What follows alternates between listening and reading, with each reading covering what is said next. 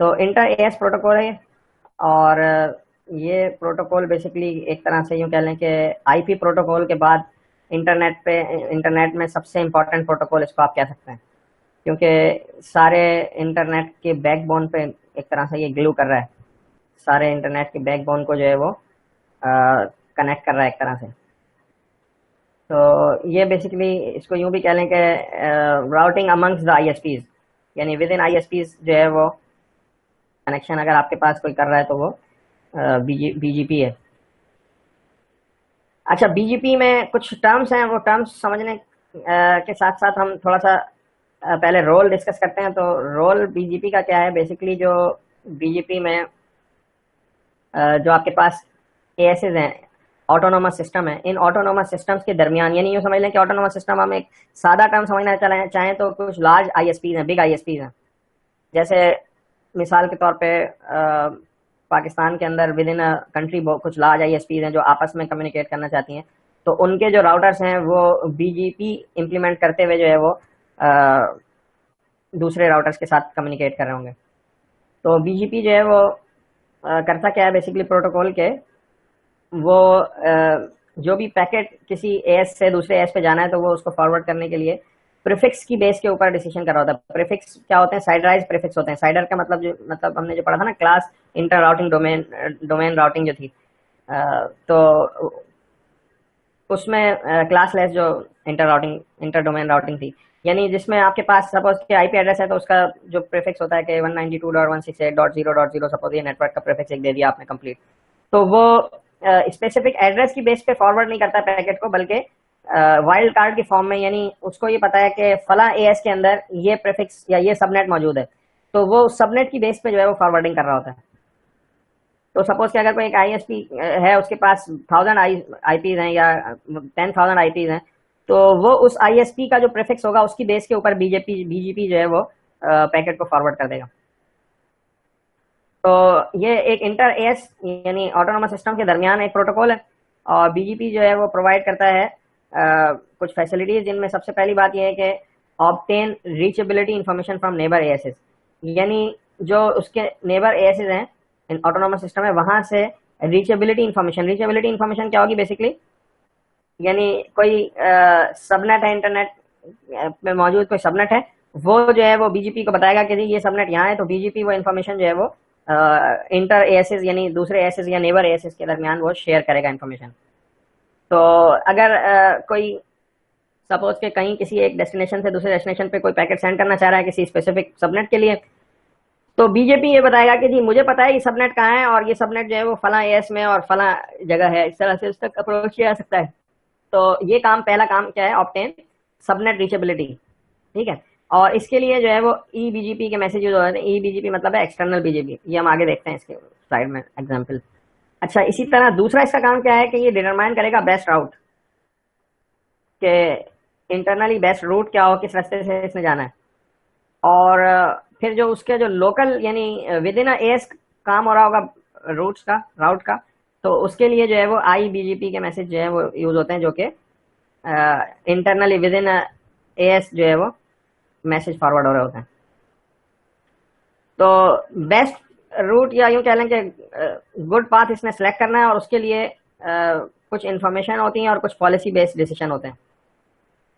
सही है। तो बेसिकली करेगा क्या कि allow subnet to advertise existence rest of the world internet, I am here, और वो उसकी इंफॉर्मेशन जो है ये बीजीपी जो है वो फॉरवर्ड कर रहा होता है। अच्छा, यहाँ पर कुछ टर्म्स हैं वो थोड़ा सा समझने की हैं। जैसे मिसाल के तौर पर ये अभी आपके पास जो डायग्राम नजर आ रही है, इसमें हमारे पास 3 एएसएस हैं, AS1 AS2 AS3 autonomous system है।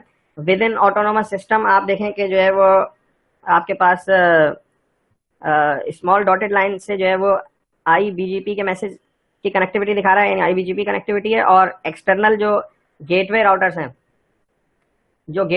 हैं, वो दो टाइप के राउटर्स हैं, एक इंटरनल राउटर है और गेटवे राउटर है। जो गेटवे राउटर है वो बेसिकली एक एएस के एज के ऊपर है जो दूसरे एएस को कनेक्ट कर रहे हैं। तो यहाँ पर देखें 1C का 2A के साथ कनेक्शन है, इसी तरह 2C का 3A के साथ कनेक्शन है। तो ये हमारे पास गेटवे राउटर्स हैं। अच्छा, अब होगा ये कि सपोज के एक सबनेट है एक्स, राउटर पे एक सबनेट, ये एक्स दिखाया हुआ है लेकिन ये सबनेट है। सबनेट हमने पीछे अभी डिस्कस किया ना कि सपोज के कोई आईपी एड्रेस का जो है वो प्रीफिक्स हो सकता है। तो सपोज के 192.168.1.0 का एक सबनेट है, तो इसको अप्रोच करने के लिए बीजेपी के जो पीयर्स हैं वो basically semi permanent TCP connection बनाते हैं और ये पाथ को एडवर्टाइज करेंगे डेस्टिनेशन तक के लिए प्रीफिक्स का। और इस पाथ बेसिकली बीजीपी बेसिकली क्या है, पाथ वेक्टर प्रोटोकॉल है, यानी डिस्टेंस वेक्टर प्रोटोकॉल है। तो वो किस तरह से सिलेक्ट करता है कि ये इन्फॉर्मेशन जो सपोज के प्रीफिक्स एक्स की इन्फॉर्मेशन है वो जो है वो पास करनी है नेक्स्ट एएस को। तो वैसे लॉजिकली ये कि एएस टू एस ये इन्फॉर्मेशन फॉरवर्ड हो जाए, यानी एएस थ्री एएस टू को बताया कि जी मेरे पास एक सबनेट है एक्स, अगर आपने इस तक रीच करना हो तो यहाँ पर ये इन्फॉर्मेशन आ गई। अब ये आगे फॉरवर्ड कर देगा एएस वन को, एएस वन को बताएगा कि जी एएस थ्री तक पहुंचना हो तो आपने पहले मेरे पास आना है एएस टू के पास, फिर एएस थ्री पे जाना है, फिर आपको एक्स तक पहुंच सकते हैं। तो ये इन्फॉर्मेशन आपस में पास कर दें। लेकिन बेसिकली होता यह है कि जो आपके पास राउटर्स हैं वो आपस में कम्युनिकेट कर रहे होते हैं। एएस कोई ऐसी एंटिटी नहीं है जो आपस में एएस इटसेल्फ किसी चीज से जो है वो कम्युनिकेट कर रहा हो। तो बेसिकली होगा ये कि जो इंफॉर्मेशन है एक्स की, वो जो एएस थ्री का गेटवे राउटर है 3A, वो बीजीपी एडवर्टाइजमेंट करेगा एएस थ्री और एक्स के साथ। यानी अगर आपने एक्स तक पहुंचना है तो एएस थ्री नेटवर्क है जहां पर एएस सब एक्स सबनेट मौजूद है। तो ये इन्फॉर्मेशन जो है वो एएस टू को पास कर देगा। एएस टू जो है वो प्रॉमिस करेगा कि ठीक है जी ये मैं इन्फॉर्मेशन आगे पास कर दूंगा, और फिर वो आगे जो इन्फॉर्मेशन पास करेगा उसमें वो अपना एएस नंबर ऐड कर देगा। तो आगे जो इन्फॉर्मेशन पास होगी यहाँ पर जो इन्फॉर्मेशन पास होगी उसमें इस इन्फॉर्मेशन के साथ एएस टू भी ऐड हो जाएगा। यानी अगर आपने जो है वो रीच करना है एक्स को तो आपने एएस टू और एएस थ्री से होते हुए एक्स तक पहुंचना है, ये एएस वन के पास ये इन्फॉर्मेशन पहुंचेगी। और इसी तरह ये जो इन्फॉर्मेशन इनको ई बीजेपी के मैसेजेस से आ रही होगी, जो रेड कलर से यहाँ पर जो डॉटेड लाइन से हाईलाइट हुआ है, ये मैसेज जब इंटरनली ट्रेवल करेगा तो ये आई बीजीपी के मैसेज होंगे, और आई बीजीपी के मैसेज जो है वो इंटरनली आपस में एक दूसरे से राउटर से सबको एडवर्टाइज हो जाएंगे कि जी एक्स तक पहुंचने का ये रास्ता है, एक्स तक जाने के लिए ये राउट है। सही है। तो इस तरह से जो है वो ये राउटर्स जो है वो ये इन्फॉर्मेशन आगे फॉरवर्ड कर रहे होते हैं। एक एक्सटर्नल बीजीपी है और एक इंटरनल बीजीपी है। एक्सटर्नल बीजीपी जो है वो जो गेटवे राउटर्स हैं उनके दरमियान होगी, जो दो डिफरेंट एएस के दरमियान है। ये डिफरेंट एएस है। डिफरेंट एएस यूं समझ लें कि एक बड़ी लार्ज आईएसपी है जो दूसरी लार्ज आईएसपी के साथ कनेक्टेड है। तो उन दोनों के जो गेटवे राउटर होंगे वो दोनों आपस में ई बीजीपी कनेक्टिविटी होगी उनकी, वो ई बीजीपी के मैसेजेस सेंड कर रहे होंगे एक दूसरे को। अब जब यहाँ ये मैसेज पहुंचेगा तो ये आगे इंटरनली जो ट्रेवल करेगा वो आई बीजीपी के मैसेज होंगे और आई बीजीपी कनेक्टिविटी के थ्रू आगे फॉरवर्ड हो रहा होगा। इन सबका आपस में कनेक्शन दिखा रहे हैं डॉटेड ब्लू लाइन के साथ। एएस थ्री और एक्स। एएस थ्री बेसिकली क्या चीज है, ये एएस एक नंबर होता है, एएसएन उसको हम कहते हैं, ऑटोनोमस सिस्टम नंबर। तो वो ऑटोनोमस सिस्टम नंबर पास करेगा और इसका सबनेट पास करेगा। तो ये इन्फॉर्मेशन यहाँ आ गई। अब ये इन्फॉर्मेशन जो है वो इंटरनली इन सबके पास मौजूद है। तो अगर सपोज के यहाँ से 2A राउटर ने एक्स तक कुछ भेजना है तो इसके पास ये इन्फॉर्मेशन मौजूद है कि एक ऑटोनोमस सिस्टम है एएस थ्री, उसके पास ये मौजूद है। तो इंटरनल ये अपना राउट क्योंकि इसके पास इन रस्तों से होती हुई आई है तो इनका भी इसके पास सारा ये जो मतलब ओएसपीएफ चल रहा होगा इंटरनली, तो ओएसपीएफ जो है वो इंटरनल राउट कलेक्ट करेगा कि ये कैसे इंटरनली कैसे पहुंचना है इस राउटर तक, सी तक, 2C तक, और 2C से फिर ये कनेक्टेड है 3A। तो यहाँ पर ये पैकेट इस तरह सेंड करेगा। अभी आगे इसको हम थोड़ा सा समझते हैं कि बीजीपी किस तरह से सिलेक्ट करता है इंटरनली और एक्सटर्नली भेजने के लिए। तो इन्फॉर्मेशन क्या क्या होगी, एक तो एक्स हो गया सबनेट, यानी एक्स जिस तक पहुंचना है, फिर ये एएसएन नंबर होता है, और एक और फर्दर एक इन्फॉर्मेशन ऐड होती है जो कि गेटवे राउटर के इंटरफेस की इन्फॉर्मेशन होती है कि नेक्स्ट राउटर कौन सा है, नेक्स्ट होप राउटर कौन सा है। तो वो अभी अगले स्टेप में ये इन्फॉर्मेशन अभी ऐड करेंगे, हम स्टेप बाय स्टेप आगे चल रहे हैं बात को लेकर। तो यहाँ तक हमें ये समझ में आ रहा है कि जो एडवर्टाइज करेंगे वो क्या इन्फॉर्मेशन है। अब देखिए सपोज कि जब ये इन्फॉर्मेशन आगे यहाँ पहुंचेगी इस तक, यानी एएस1 तक जब पहुंचेगी तो एएस1 तक पहुंचते हुए ये एएस2 की इन्फॉर्मेशन भी यहाँ ऐड हो जाएगी, मैंने अभी बात बताई। तो ये तीनों चीजें पहुंचेंगी एएस1 के पास, यानी एएस2 एएस3 एक्स। यानी आपने यहाँ से जिसने भी ये पैकेट भेजना हो, 1B ने भेजना है, 1D ने भेजना है, तो उसको ये पता है कि मैंने पहले एएस2 को रीच करना है। एएस2 एक नंबर है जो एएसएन नंबर होता है, ऑटोनोमस सिस्टम नंबर। तो उससे उसको पता चल जाएगा कि जी ये किसी और ऑटोनोमस सिस्टम की बात हो रही है। तो वो इंटरनली देखेगा कि और फिर फर्दर अभी मैंने बताया कि आगे जाके हम इन्फॉर्मेशन ऐड करेंगे कि राउटर का इंटरफेस भी इसमें ऐड होता है। राउटर का इंटरफेस बेसिकली जो है वो क्या होता है, वो आईपी एड्रेस होता है जिसके थ्रू जो है वो आगे पहुंचेगा। तो अभी जो हमने ये पहला पार्ट पढ़ा है, अभी जो हमने पार्ट पढ़ा है वो बेसिकली क्या है, एडवर्टाइजमेंट वाला पार्ट है।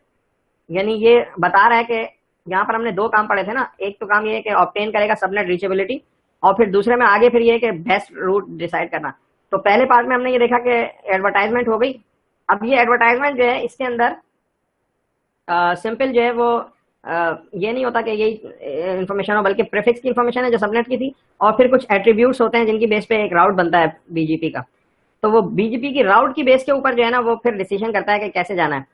ठीक है, तो यहाँ पर जो है ना वो 2 इंपॉर्टेंट एट्रीब्यूट्स हैं जो इसमें ऐड होते हैं।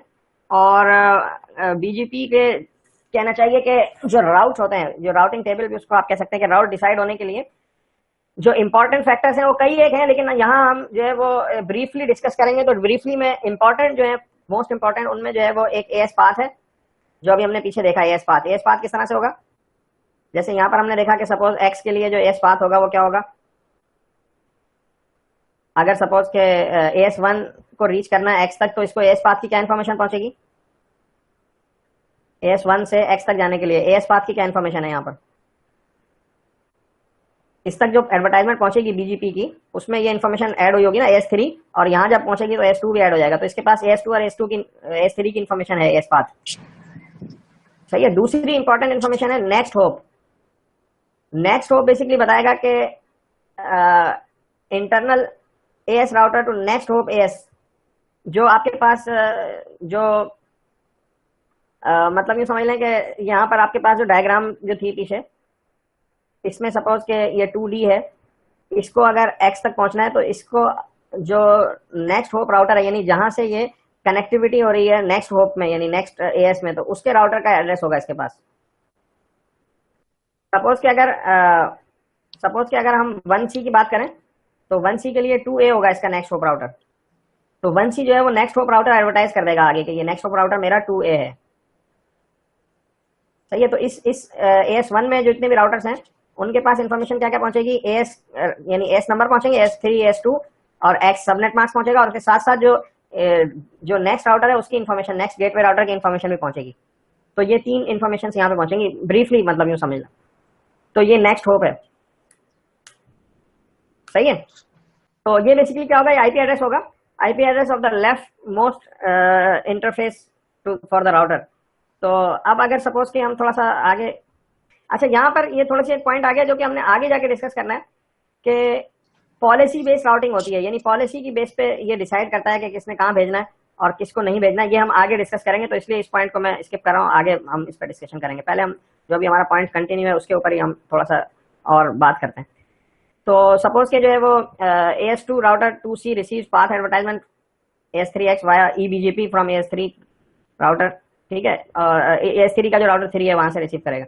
अब ये जो है ना, based on AS2 policy, AS2 router 2C accept path AS3X propagate via to all A2 router. तो अब ये पॉलिसी की बेस के ऊपर, मतलब पॉलिसी क्या है वो हम आगे डिस्कस करेंगे। पॉलिसी की बेस के ऊपर ये आगे फॉरवर्ड कर देगा इनके पास ये सारी इन्फॉर्मेशन, और इसी तरह ये भी जो है वो आगे फॉरवर्ड कर देगा, जैसे मैंने अभी बताया कि ये इन्फॉर्मेशन ऐड हो जाएगी। और इस इन्फॉर्मेशन के साथ साथ जो है ना वो नेक्स्ट होप राउटर की इन्फॉर्मेशन, कि नेक्स्ट होप कौन सा है, ये इन्फॉर्मेशन भी इसमें ऐड हो जाएगी। तो ये आगे फॉरवर्ड होगी सारा इन्फॉर्मेशन। अब सपोज कि अगर मल्टीपल गेटवे है किसी उसको रास्ते को अचीव करने के लिए, तो अब यहाँ पे क्या होगा, अब यहाँ पर ये डिसाइड करेगा कि जी किस पॉलिसी की बेस पे जो है ना डिसीजन लेना है। तो यहाँ पर जो है वो कुछ पॉलिसीज का डिस्कशन आ जाता है कि क्या पॉलिसीज होंगी बीजेपी की। सपोज सिंपल इस सिनेरियो में अगर हम ये रखें कि सिंपल इसने ये रूल रखना है कि जो मिनिमम होप काउंट हो रहा हो जहां से, तो वहां सेंड कर दो।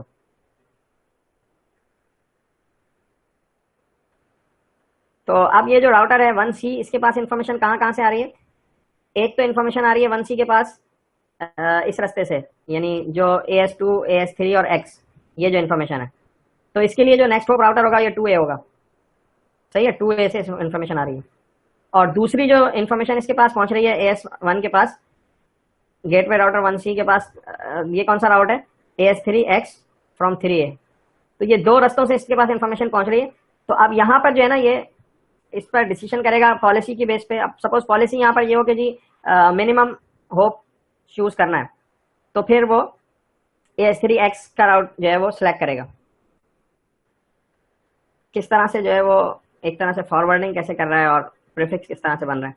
तो सपोज कि ये तो अभी हमने बात देख ली कि जो है वो इसके पास एडवर्टाइज हो रहा है किस तरह मुख्तलिफ रूट से। तो सपोज कि ये 2 पाथ आ रहे हैं इसके पास और ये एडवर्टाइज कर रहा है, और इसने जो है वो लर्न किया कि जी ये भी रास्ता है और दूसरा भी रास्ता है।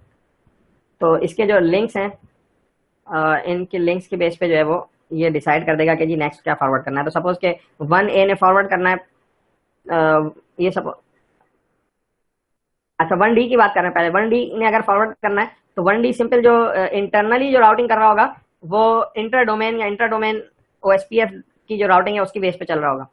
तो ओएसपीएफ की बेस पे ये डिसीजन करेगा कि नेक्स्ट इसका राउटर 1C है तो 1C पे भेजना है, तो सिंपल डेस्टिनेशन एक्स के लिए इंटरनली इसके पास जो होगा वो सिंपल इंटरफेस वाली बात होगी कि नेक्स्ट इंटरफेस ये इस पे भेज दो।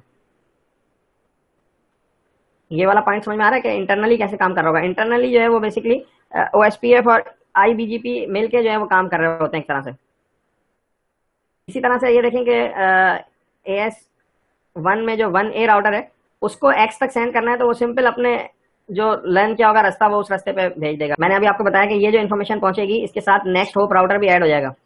तो नेक्स्ट होप राउटर इसका ये ऐड हो जाएगा कि जी 1C का जो नेक्स्ट होप राउटर है वो 3A है। तो अब ये जब इन्फॉर्मेशन यहाँ पहुंच जाएगी, ये जो डॉट रेड लाइन पहुंच रही है, तो अब इनकी बेस पे ये लिंक्स, इनके पास अपने अपने लिंक्स हैं कि जी 1A 1D के जो लिंक्स हैं वो उन लिंक्स की इन्फॉर्मेशन इसके पास मौजूद है जो एसपीएफ चल रहा है इसमें, और इसको ये भी पता है कि 1C तक पहुंचने के लिए क्या शॉर्टेस्ट पाथ है। तो उसकी बेस पे जो है वो सपोज अगर 1D राउटर ने सेंड करना है तो वो उसको इंटरनली जो अपना ओएसपीएफ चल रहा है उसकी बेस पर तक 1C तक की पैकेट को फॉरवर्ड कर देगा, और 1C फिर आगे अपने जो उसके पास लर्न किया हुआ रूट है उस पर फॉरवर्ड कर देगा। जो एडवर्टाइजमेंट आई उसके पास, जो अभी पीछे हमने एडवर्टाइजमेंट देखी ना, ये AS3 और X, तो उसने ये लर्न किया कि AS3 के लिए जो पहुंचने का रास्ता है वो नेक्स्ट जो राउटर है वो 3A है, और 3A तक मैं किससे पहुंचूंगा, 1C से पहुंचूंगा क्योंकि इसके पास 1C से इन्फॉर्मेशन आई है। तो ये 1C को फॉरवर्ड कर देगा, 1C आगे फिर पैकेट को फॉरवर्ड कर देगा। इसी तरह ये जो पैकेट यहाँ पे आ रहा होगा X के लिए, तो यहाँ पे जब X के लिए आएगा तो इसका जो टेबल अभी पीछे देख चुके हैं तो इसने बाय डिफॉल्ट आगे 1C को फॉरवर्ड कर देना है और 1C फिर आगे उस राउटर को फॉरवर्ड कर देगा। तो इस तरह से ये इंटर राउटिंग चल रही होती है। अच्छा यहाँ पर देखें, अब हमारे पास पॉलिसी के हवाले से हम बात कर रहे हैं थोड़ा आगे जाके। तो पहली हमारे पास पॉलिसी आ रही है एक hot potato routing. Hot potato routing ये है कि थोड़ा सा ये नोटिस करें कि ये ओएसपीएफ लिंक वेट है। तो ओएसपीएफ लिंक बेस पे जो राउटर डिसीजन करता है वो ये देखता है कि लिंक कॉस्ट मुझे कहाँ से कम आ रही है। तो बेसिकली ये देखता है कि गेटवे राउटर जो है जो मतलब नेक्स्ट ओएस को मिला रहा है जिस जहाँ से इंफॉर्मेशन पहुंची है।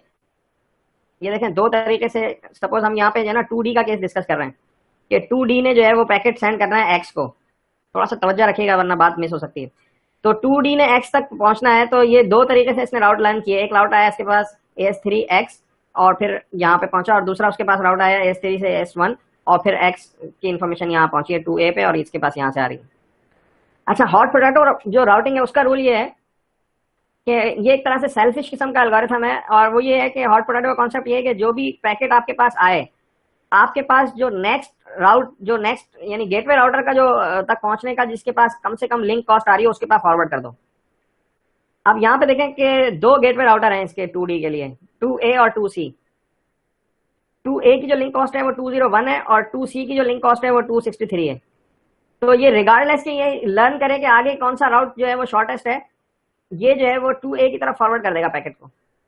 तो हॉट पोटैटो जो राउटिंग है वो क्या करेगी, choose local gateway that has least inter domain cost, और उसकी बेस पे जो है वो फॉरवर्ड कर देगा। और ये इसको वरी करने की जरूरत नहीं है कि इंटर डोमेन कॉस्ट जो है वो इंटर डोमेन कॉस्ट के हवाले से ये वरी नहीं करेगा कि क्या कॉस्ट आ रही है, आगे कितनी कॉस्ट आ रही है।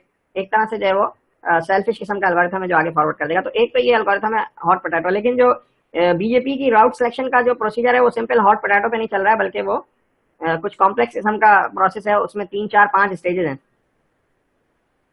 अब सपोज के बीजेपी का जो राउटर है, जिसमें बीजेपी के जो राउट्स हैं उनमें जो है बीजीपी में एक से ज्यादा आपके पास रूट सिलेक्शन का ऑप्शन है, जैसे पिछले वाले सिनेरियो में भी था।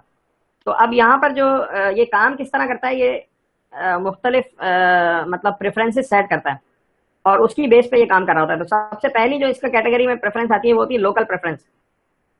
लोकल प्रेफरेंस ये है कि ये एडमिनिस्ट्रेटर की सेट की हुई एक वैल्यू होती है, एट्रीब्यूट होता है, जो कि एक पॉलिसी डिसीजन होता है।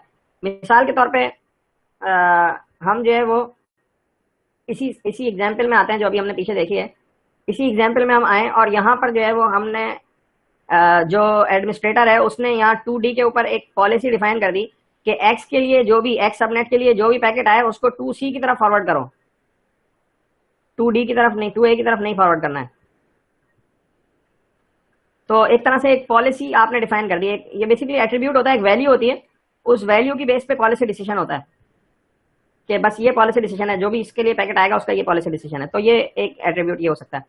इसी तरह जो सेकंड पार्ट इसमें होता है वो ये होता है कि shortest path first, shortest as path, यानी इसमें जो है ना बीजीपी जो है वो डीवी एल्गोरिथम जो हमने डिस्टेंस वेक्टर एल्गोरिथम पढ़ा है वो यूज करता है, और रास्ते में जितने भी एएस आ रहे होते हैं तो वो ये चेक करता है कि कहां पर कम से कम एएस के थ्रू पहुंच रहा है, और वो डीवी एल्गोरिथम के थ्रू काम करता है। डिस्टेंस वेक्टर इस तरह काम करता है कि वो अपने नेबर्स के साथ कम्युनिकेट करता है और पूछता है कि जी मुझे एक्स तक पहुंचने के लिए लीस्ट कॉस्ट के साथ आप में से कौन कौन जो है वो पहुंच रहा है। तो वो जो लीस्ट कॉस्ट बताता है उस तक पहुंचने का ये लिंक कॉस्ट सेट करता है, और फिर उस लिंक को जो है वो डिफॉल्ट लिंक सेट कर देता है। तो दूसरा क्राइटेरिया ये होता है। अगर दूसरे क्राइटेरिया में भी कोई नहीं सेट हो पा रहा, फर्दर भी जो है वो आपके पास सेम हाईएस्ट लोकल प्रेफरेंस के साथ आ रहे हैं, सेम एएस पाथ लेंथ के साथ आ रहे हैं, दोनों चीजें भी सेम है अभी तक, तो फिर थर्ड जो इसका जो चूज करता है वो फिर हॉट पोटैटो करता है, यानी नेक्स्ट होप राउटर। तो फिर जो नेक्स्ट होप राउटर जो क्लोजेस्ट हो उसको सेंड कर दो। पहले दो कैटेगरी क्या हुई कि सबसे पहले तो पॉलिसी बेस्ड डिसीजन को चेक करें कि पॉलिसी बेस्ड डिसीजन क्या है, फिर सेकंड में जो है वो एएस पाथ सेट करेगा कि एएस किसमें कम आ रहे हैं, जिसमें कम एएस आ रहे हैं उसको सिलेक्ट करेगा। अगर ये दोनों के बावजूद भी सेम ही आ रहे हो, मतलब अभी तक फिल्टर आउट नहीं हुआ, तो फिर थर्ड क्राइटेरिया क्या होगा, हॉट पोटैटो बेस्ड। अगर इसमें भी ना हो तो फर्दर फिर इसके कुछ और भी रूल होते हैं, फिर ये बीजेपी आइडेंटिफायर्स होते हैं, बीजेपी आइडेंटिफायर्स की बेस पे जो है वो एडिशनल क्राइटेरिया होता है, उसको फिर हम स्किप करते हैं। अच्छा, अब यहाँ पर हम जो है वो एक बीजेपी की एग्जाम्पल समझते हैं जिसमें जो है वो ये देखते हैं कि पॉलिसी बेस्ड राउटिंग किस तरह से हो रही है बीजेपी में। ये दो सिनेरियोज हैं, इसको थोड़ा तवज्जो से समझेंगे तो बहुत आसान है, आपको बहुत अच्छी तरह से उसका पॉलिसी बेस का कॉन्सेप्ट समझ में आ जाएगा कि किस तरह से पॉलिसीज हो सकती हैं और क्यों जरूरी हैं। मिसाल के तौर पे देखें कि यहाँ पर जो है वो जो ए बी सी हैं ये प्रोवाइडर नेटवर्क हैं, और डब्ल्यू एक्स वाई जो है वो आपके पास कस्टमर नेटवर्क है। तो अब suppose an ISP only want to route traffic to from its customer, ठीक है, ये सपोज कि ये बिग आईएसपीज हैं एबीसी, अब ये नहीं चाहते कि किसी और का ट्रैफिक इनके पास से गुजरे बिला वजह, ये सिर्फ चाहेंगे कि इनके जो कस्टमर्स हैं उनका ही ट्रैफिक जो है वो इनके नेटवर्क से गुजरे। ये पॉइंट समझ में आ रहा है कि क्यों नहीं चाहेंगे, क्योंकि अगर किसी और का ट्रैफिक वहां से गुजर रहा होगा तो खामखा उनका नेटवर्क यूज होगा, जो कि बल्कि कॉस्ट, क्योंकि रेवेन्यू होगा, ये फ्री में तो नहीं होता ना सब, आपके पास जो है वो बैंडविड्थ आपने खरीदी हुई है, आप राउटर्स और स्विचेज और ये सारा नेटवर्क मेंटेन कर रहे हैं।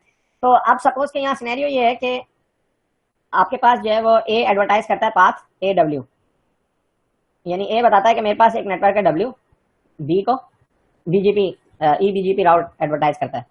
इसी तरह ये सी को भी एडवर्टाइज करेगा। अच्छा, बी जो है, B choose not to advertise B A W to C, उसकी वजह यह है कि जो सी से ट्रैफिक है वो सी की अपनी जिम्मेदारी है कि वो ए के साथ कम्युनिकेट करे, यानी सी अगर अपना ट्रैफिक वाया बी भेजना शुरू हो जाएगा तो बी जो है वो खामखा का रेवेन्यू उसका जाया हो रहा होगा, और उसके पास एक बिला वजह का एक ट्रांजिट ट्रैफिक आएगा। तो सपोज कि अगर वाई जो है वो ट्रैफिक भेज रहा है और सी से बी पे जा रहा है और बी से ए को होता हुआ डब्ल्यू पे जा रहा है, तो ये जो है वो बिला वजह का एक बर्डन रेवेन्यू का इसके ऊपर आ रहा है, तो ये कभी भी नहीं चाहेगा कि ट्रैफिक इसके थ्रू ट्रेवल करे। तो इस वजह इस तरह से जो है वो पॉलिसी बेस्ड राउटिंग जो है वो इस तरह से काम कर रही होती है। यानी अब यहाँ पर एक और सिनेरियो भी हो सकता है, सपोज कि अब सेकंड सिनेरियो ये है कि कस्टमर्स हैं डब्ल्यू एक्स वाई, और उनमें जो एक कस्टमर है डब्ल्यू वो डुअल होम है, सॉरी एक्स। अब एक्स जो है वो और ये बड़ा कॉमन सिनेरियो है कि दो आईएसपीज के साथ कोई मिनी आईएसपी या दो बिग आईएसपी से मिसाल के तौर पे आईएसपीज जो है वो एक से ज्यादा नेटवर्क के साथ भी कनेक्टेड होती हैं। सपोज के पीटी सेल से भी एक लिंक ले लिया और एक लिंक कहीं सैटेलाइट से ले लिया, तो मल्टीपल लिंक्स के साथ भी आईएसपीज चला रही होती हैं। तो ये कोई कस्टमर है जिसने दो जगह से इंटरनेट या बैकअप भी ले रखा है, या वैसे ही उसने अपने नेटवर्क को डिवाइड किया हुआ है। तो अब ये जो एक्स है ये कभी भी नहीं चाहेगा कि बी से कोई ट्रैफिक आए और सी को जाए या डब्ल्यू वाई को जाए, क्योंकि एक्स के ऊपर खामखा का एक बिला वजह का ट्रैफिक बर्डन आएगा। तो एक्स यहाँ इस सिनेरियो में पॉलिसी बेस्ड राउटिंग करते हुए एक्स जो है वो कभी भी नहीं चाहेगा कि बी जो है वो भेजा ट्रैफिक सी के लिए एक्स के थ्रू, तो ये जो है वो एडवर्टाइज नहीं करेगा बी से सी तक का रूट। सही है, तो इस तरह से जो है वो बीजीपी जो है वो अचीव कर रहा होता है पॉलिसी बेस राउटिंग और पॉलिसी बेस्ड जो है वो एडवर्टाइजमेंट कर रहे होते हैं कि भाई इनको नहीं बताना है कि मेरा इससे भी कोई लिंक है, तो वो उनको सेपरेट कर रहा होता है उससे, ताकि ट्रैफिक जो है वो बिला वजह का यहाँ से राउट ना हो। सही है। अब ये थोड़ा सा आखिर में ये कुछ हम बीजीपी के मैसेज पढ़ लेते हैं कि बीजीपी मैसेज एक्सचेंज करते हैं। पीएस में ओपन टीसीपी कनेक्शन होते हैं, बीजीपी मैसेज में सपोज के ओपन कनेक्शन हो गया टीसीपी का और रिमोट पीयर के साथ, और इसमें ये अथेंटिकेट कर लेंगे बीजेपी को। फिर इसमें कुछ एडवर्टाइजमेंट हो सकती है जिसमें जो है वो अपडेट्स होंगी कि जो सपोज के न्यू पाथ है उसकी अपडेट भेज दी, या कोई पाथ विदड्रॉ कर लिया आपने ओल्ड पाथ। इसी तरह से कीप लाइव के लिए जो है वो keep connection alive in absence of updates, ये ऑल्सो एक्नॉलेज ओपन रिक्वेस्ट। ये कीप लाइव का मैसेज ये होता है कि बताने के लिए कि जी कोई अपडेट नहीं है, तो सिंपल यही कि बताने के लिए कि लिंक हमारा आपस में जिंदा है, यानी जो जिस लिंक पे बीजेपी काम कर रहा है वो कनेक्टेड है। इसी तरह से कुछ नोटिफिकेशंस होते हैं जिसमें रिपोर्ट्स एरर होते हैं और प्रीवियस मैसेजेस के हवाले से रिपोर्ट हो सकती हैं, या कनेक्शन के क्लोज का नोटिफिकेशन हो सकता है। तो इस तरह के ये कुछ बीजेपी के मैसेजेस होते हैं, और इनको बस हम डिटेल में नहीं डिस्कस करेंगे, बस आपको वैसे बहुत सारा टीसीपी का डिटेल में डिस्कस किया हुआ आइडिया होगा। तो ये 179 पोर्ट के ऊपर कुछ टीसीपी कनेक्शन शेयर कर रहे होते हैं आपस में ये कंट्रोलर एसडीएन के अंदर।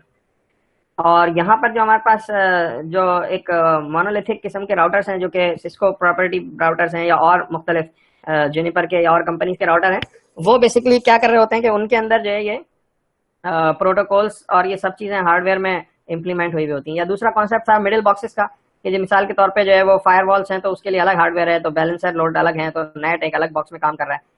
जबकि एसडीएन ने इस पूरे कॉन्सेप्ट को एक तरह से जो है वो चेंज कर दिया।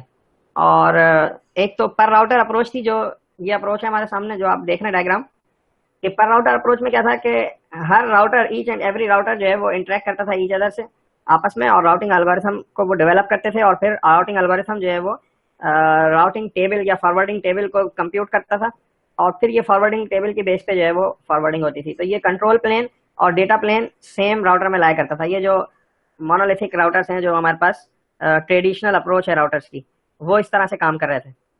फिर हमने ये कॉन्सेप्ट पढ़ा था कि जो एसडीएन बेस्ड फॉरवर्डिंग है, जिसके अंदर कहना चाहिए कि जर्नलाइज फॉरवर्डिंग थी, उसमें क्या था कि हमने कॉन्सेप्ट पढ़ा था कि कुछ फ्लो टेबल्स हैं और वो फ्लो टेबल्स की बेस पे जो है वो फॉरवर्डिंग हो रही थी। यहाँ पर जो है वो हमने ये देखा था कि यहाँ पर कंट्रोलर और डेटा प्लेन अलग हो गए थे। सही है, ये हम पीछे पढ़ चुके हैं। और रिमोट कंट्रोलर था जो कि डिफरेंट चीज़ें कर सकता था। यहाँ थोड़ी सी जो डिफरेंस था, जो दोनों में एक बड़ा डिफरेंस था, वो क्या था कि यहाँ पर जो है वो कंट्रोल प्लेन का काम जो है वो एक रिमोट कंट्रोलर पे शिफ्ट हो गया था एसडीएन में। अच्छा, इसी तरह ये हमने आगे के सेक्शंस में ये पढ़ा था कि फ्लो बेस्ड टेबल फॉरवर्डिंग जहाँ पे हो रही थी, वहाँ पर एसडीएन का जो कंट्रोल प्लेन था वो सेवरल थिंग्स कर सकता था। यानी यहाँ पर एक तो बात ये थी कि सेपरेशन हुई थी डेटा प्लेन से, और फिर उसके साथ साथ जो है वो नेटवर्क फंक्शंस कंट्रोल में आपके पास कुछ एक्सटर्नल फीचर्स भी ऐड हो गए थे, जिसमें मिसाल के तौर पे जो है वो पहले जो आपके पास ट्रेडिशनल किस्म की राउटिंग थी उसमें सिंपल राउटिंग होती थी, और वो भी आईपी डेटाग्राम बेस्ड राउटिंग थी। यहाँ पर हमारे पास जो एसडीएन कंट्रोलर था, ये एक हेडर को जो है वो रीड करके 11, हमने ओपन फ्लो की एग्जांपल पढ़ी थी कि ओपन फ्लो का जो है वो 11 डिफरेंट हेडर्स थे, जिनसे वो मुख्तलिफ किस्म के फीचर्स जो है वो परफॉर्म कर सकता था। मिसाल के तौर पे जो है वो सिंपल राउटिंग ही नहीं, बल्कि यानी ट्रांसपोर्ट लेयर के अलावा नेटवर्क लेयर और लिंक लेयर के हेडर्स को भी रीड कर सकता था, और उसकी बेस पे वो सिर्फ राउटिंग नहीं बल्कि जो है वो कहना चाहिए कि लोड बैलेंसिंग का, या कहना चाहिए कि नेट का काम भी लिया जा सकता था, या और फायर वॉलिंग, इस तरह के काम भी जो है वो इस डिवाइस के थ्रू आप कर सकते थे, इस कॉन्सेप्ट के थ्रू कर सकते थे। तो यहाँ पर जो एसडीएन का जो कॉन्सेप्ट है उसमें डेटा प्लेन और कंट्रोल प्लेन अलग हो जाते हैं। अच्छा, ये 3 स्लाइड्स हैं जो डेटा ट्रैफिक इंजीनियरिंग से रिलेटेड है। मैं इनको सिंपल आपकी स्टडी के लिए छोड़ रहा हूँ, या आप पढ़ेंगे तो फिर आपको आंसर भी नीचे लिखें और फिर इसको आप रिलेट करें एसडीएन से, तो आपको आइडिया हो जाएगा कि ये क्या डिस्कशन है। मिसाल के तौर पे यहाँ पे ये डिस्कशन कर रहा है कि जी अगर ये राउट चेंज करना चाहे, यहाँ से इस डिफरेंट राउट पे भेजना चाहे तो कैसे भेजेगा या क्या अचीव होगा। ठीक है, लोड बैलेंसिंग करना चाहे तो कैसे हो, 2 डिफरेंट किस्म के लोड आ रहे हो उनको डिफरेंशिएट करना चाहे तो कैसे हो। तो ये जो नॉर्मल जो आपके पास राउटिंग थी, वहां पर ये आपके पास चीज अचीव नहीं हो सकती थी। यहाँ एसडीएन में आ जाते हैं। अभी मैंने डिस्कस किया कि जो है वो यहाँ पर हमारे पास क्या क्या काम हो रहे थे, कि पहला काम ये हो रहा है कि जी आपके पास फ्लो बेस्ड फॉरवर्डिंग है। ठीक है, यानी फ्लो बेस्ड फॉरवर्डिंग में क्या था कि एक फ्लो टेबल था, उस फ्लो बेस टेबल की बेस पे जो है वो जो कंट्रोलर के स्विचेस हैं वो सेवरल लेयर्स को रीड कर सकते थे। 11 हेडर्स जो हमने पीछे पढ़ चुके हैं सेक्शन 4.4 में, वहां पर ये हमने डिस्कस किए थे। जबकि इसके कंट्रास्ट में जो हमारे पास आईपी डेटाग्राम बेस्ड फॉरवर्डिंग थी, उसमें सिंपल राउटिंग का फंक्शन परफॉर्म हो सकता था। फिर ये हमने पढ़ा था कि कंट्रोल प्लेन और डेटा प्लेन सेपरेट हो गए यहाँ पे इस मॉडल के अंदर, जो हमारे पास कहना चाहिए कि एसडीएन का डिजाइन है। और फिर हमने ये फर्दर पढ़ा था कि जो हमारे पास नेटवर्क के कंट्रोल फंक्शन है वो एक्सटर्नल एक डिवाइस है, यानी एक्सटर्नल कहना चाहिए कि सर्वर्स के ऊपर मूव हो गए थे। यहाँ तक की बातें हमने जो है वो पीछे डिस्कस कर चुके हैं। अच्छा, अब यहाँ पर ये देख लें कि ये हमारे पास जो कंट्रोल प्लेन है, ये बेसिकली एक प्रोग्रामेबल कंट्रोल प्लेन है। और प्रोग्रामेबल कंट्रोल प्लेन के अंदर जो है वो जो यहाँ से थोड़ी सी इन्फॉर्मेशन यूज कह लें कि जरा एडिशनल अब हमारी स्टार्ट हो रही है एसडीएन से रिलेटेड। तो पीछे तक की सारी चीजें हम मुख्तलिफ सेक्शंस में डिस्कस करके आ चुके हैं। यहाँ पर अब ये थोड़ा सा यूँ समझ लें कि ये जो नेटवर्क है ये एक प्रोग्रामेबल नेटवर्क हो गया, जिसके अंदर एसडीएन का एस जो है वो आपको एक सॉफ्टवेयर को डिफाइन कर रहा होता है। तो ये सॉफ्टवेयर बेस्ड जो है वो कंट्रोलर है, जो रिमोट कंट्रोलर है, इस पे सॉफ्टवेयर बेस्ड सारा काम हो रहा है। जो ट्रेडिशनल राउटर थे उसमें हमने देखा कि मोस्टली जो है वो हार्डवेयर बेस्ड फंक्शंस थे जो परफॉर्म हो रहे थे, फॉरवर्डिंग की आईपी डेटाग्राम बेस्ड जो फॉरवर्डिंग थी। अच्छा, यहाँ पर जो है वो बेसिकली ये प्रोग्रामेबल है, और इसमें जो है वो ये जो अब हमारे पास नेटवर्क का एसडीएन का नया डिजाइन आ रहा है, ये हमारे पास 3-4 चीजों में इसको डिफरेंशिएट कर देता है। तो सबसे पहले हमारे पास जो है वो कॉन्सेप्ट आ गया डेटा, यानी ये जो हमारे पास स्विचेस थे। अच्छा, ये याद, अब यहाँ पे मैं एक बात थोड़ी सी रिमाइंड करा दूं आप लोगों को सबको कि जो यहाँ पर कॉन्सेप्ट है स्विच का एसडीएन के अंदर, वो बेसिकली जो राउटर होते थे वहां पर आपके पास ट्रेडिशनल राउटिंग में। तो यहाँ पर हम एसडीएन की टर्म यूज करेंगे तो इसको जो है वो पैकेट स्विच या सिंपली स्विच कह रहे होंगे, या एसडीएन कंट्रोल स्विच की टर्म यूज कर रहे होंगे। राउटर की टर्म यहाँ पे यूज नहीं कर रहे होंगे, जो कि एसडीएन की टर्म है वहां पे वो हम यूज कर रहे होंगे यहाँ पे। तो इससे आप ये कहीं मिक्स ना करें कि इसको ये जो स्विच जो होता है, जो ट्रेडिशनल स्विच होता है, उससे मिक्स ना करें इस बात को। अच्छा, अब हम आ जाते हैं इसको कंपोनेंट्स को देख लेते हैं इसके कि क्या है। तो अब यहाँ पर थोड़ा सा इस डायग्राम पे मैं आपसे चाहूंगा कि सब लोग कंसंट्रेट करें अच्छी तरह से, और आज जो हम सब कुछ पढ़ने लगे हैं उसको अच्छी तरह से आप समझने के लिए ये डायग्राम है जिसको आपने सही एब्जॉर्ब करना है, फिर आपको जो है वो कॉन्सेप्ट समझ में आएगा। तो सबसे पहले जो है वो जो हमारे पास डेटा प्लेन है, डेटा प्लेन ये बेसिक 2 डिवीजन थी जो हमने पहले पढ़ चुके हैं, एक डेटा प्लेन और एक कंट्रोल प्लेन। डेटा प्लेन हम पीछे पढ़ चुके हैं कि सिंपली जो है वो कमोडिटी स्विचेस हैं इंप्लीमेंट करने जनरलाइज डेटा प्लेन फॉरवर्डिंग को, ये सेक्शन 4.4 में हम पढ़ चुके हैं। और इसी तरह से स्विच फ्लो टेबल कंप्यूट होता है इंस्टॉल्ड बाय द कंट्रोलर, और उस स्विच फ्लो टेबल की बेस पे जो है वो फॉरवर्डिंग हो रही होती है। अच्छा, यहाँ पर जो है वो कुछ एपीआईज होती हैं, जो एप्लीकेशंस हैं, जो अभी हम देखेंगे, थोड़ा डिस्कशन करेंगे कि वो जो है ना स्विच को कंट्रोल कर रही होती हैं और वो कम्युनिकेट कर रही होती हैं कंट्रोलर और इसके दरमियान। जैसे मिसाल के तौर पे ओपन फ्लो का हमने पीछे थोड़ा सा कॉन्सेप्ट पढ़ा है, और ओपन फ्लो जो है वो इससे कम्युनिकेट करता है डेटा प्लेन से। इसी तरह से जो है वो कुछ कंट्रोल कम्युनिकेशन के प्रोटोकॉल चाहिए इस आपस में कम्युनिकेट करने के लिए, तो उसमें ओपन फ्लो जो है वो काम कर रहा होता है। अच्छा, अब ये जो हमारे पास कंट्रोलर का एसडीएन कंट्रोलर है, जो मतलब यूँ समझ लें कि 2 बेसिक पार्ट में जो है वो डिवाइड हो गया है कंट्रोलर भी। यहाँ पर हमने 2 एपीआईज की फॉर्म में इसको डिवाइड कर दिया है। तो ये कॉन्सेप्ट जरा अच्छा आपने ग्रैस्प करके चलना है, वरना आगे फिर मिस करेंगे आप चीज़ों को।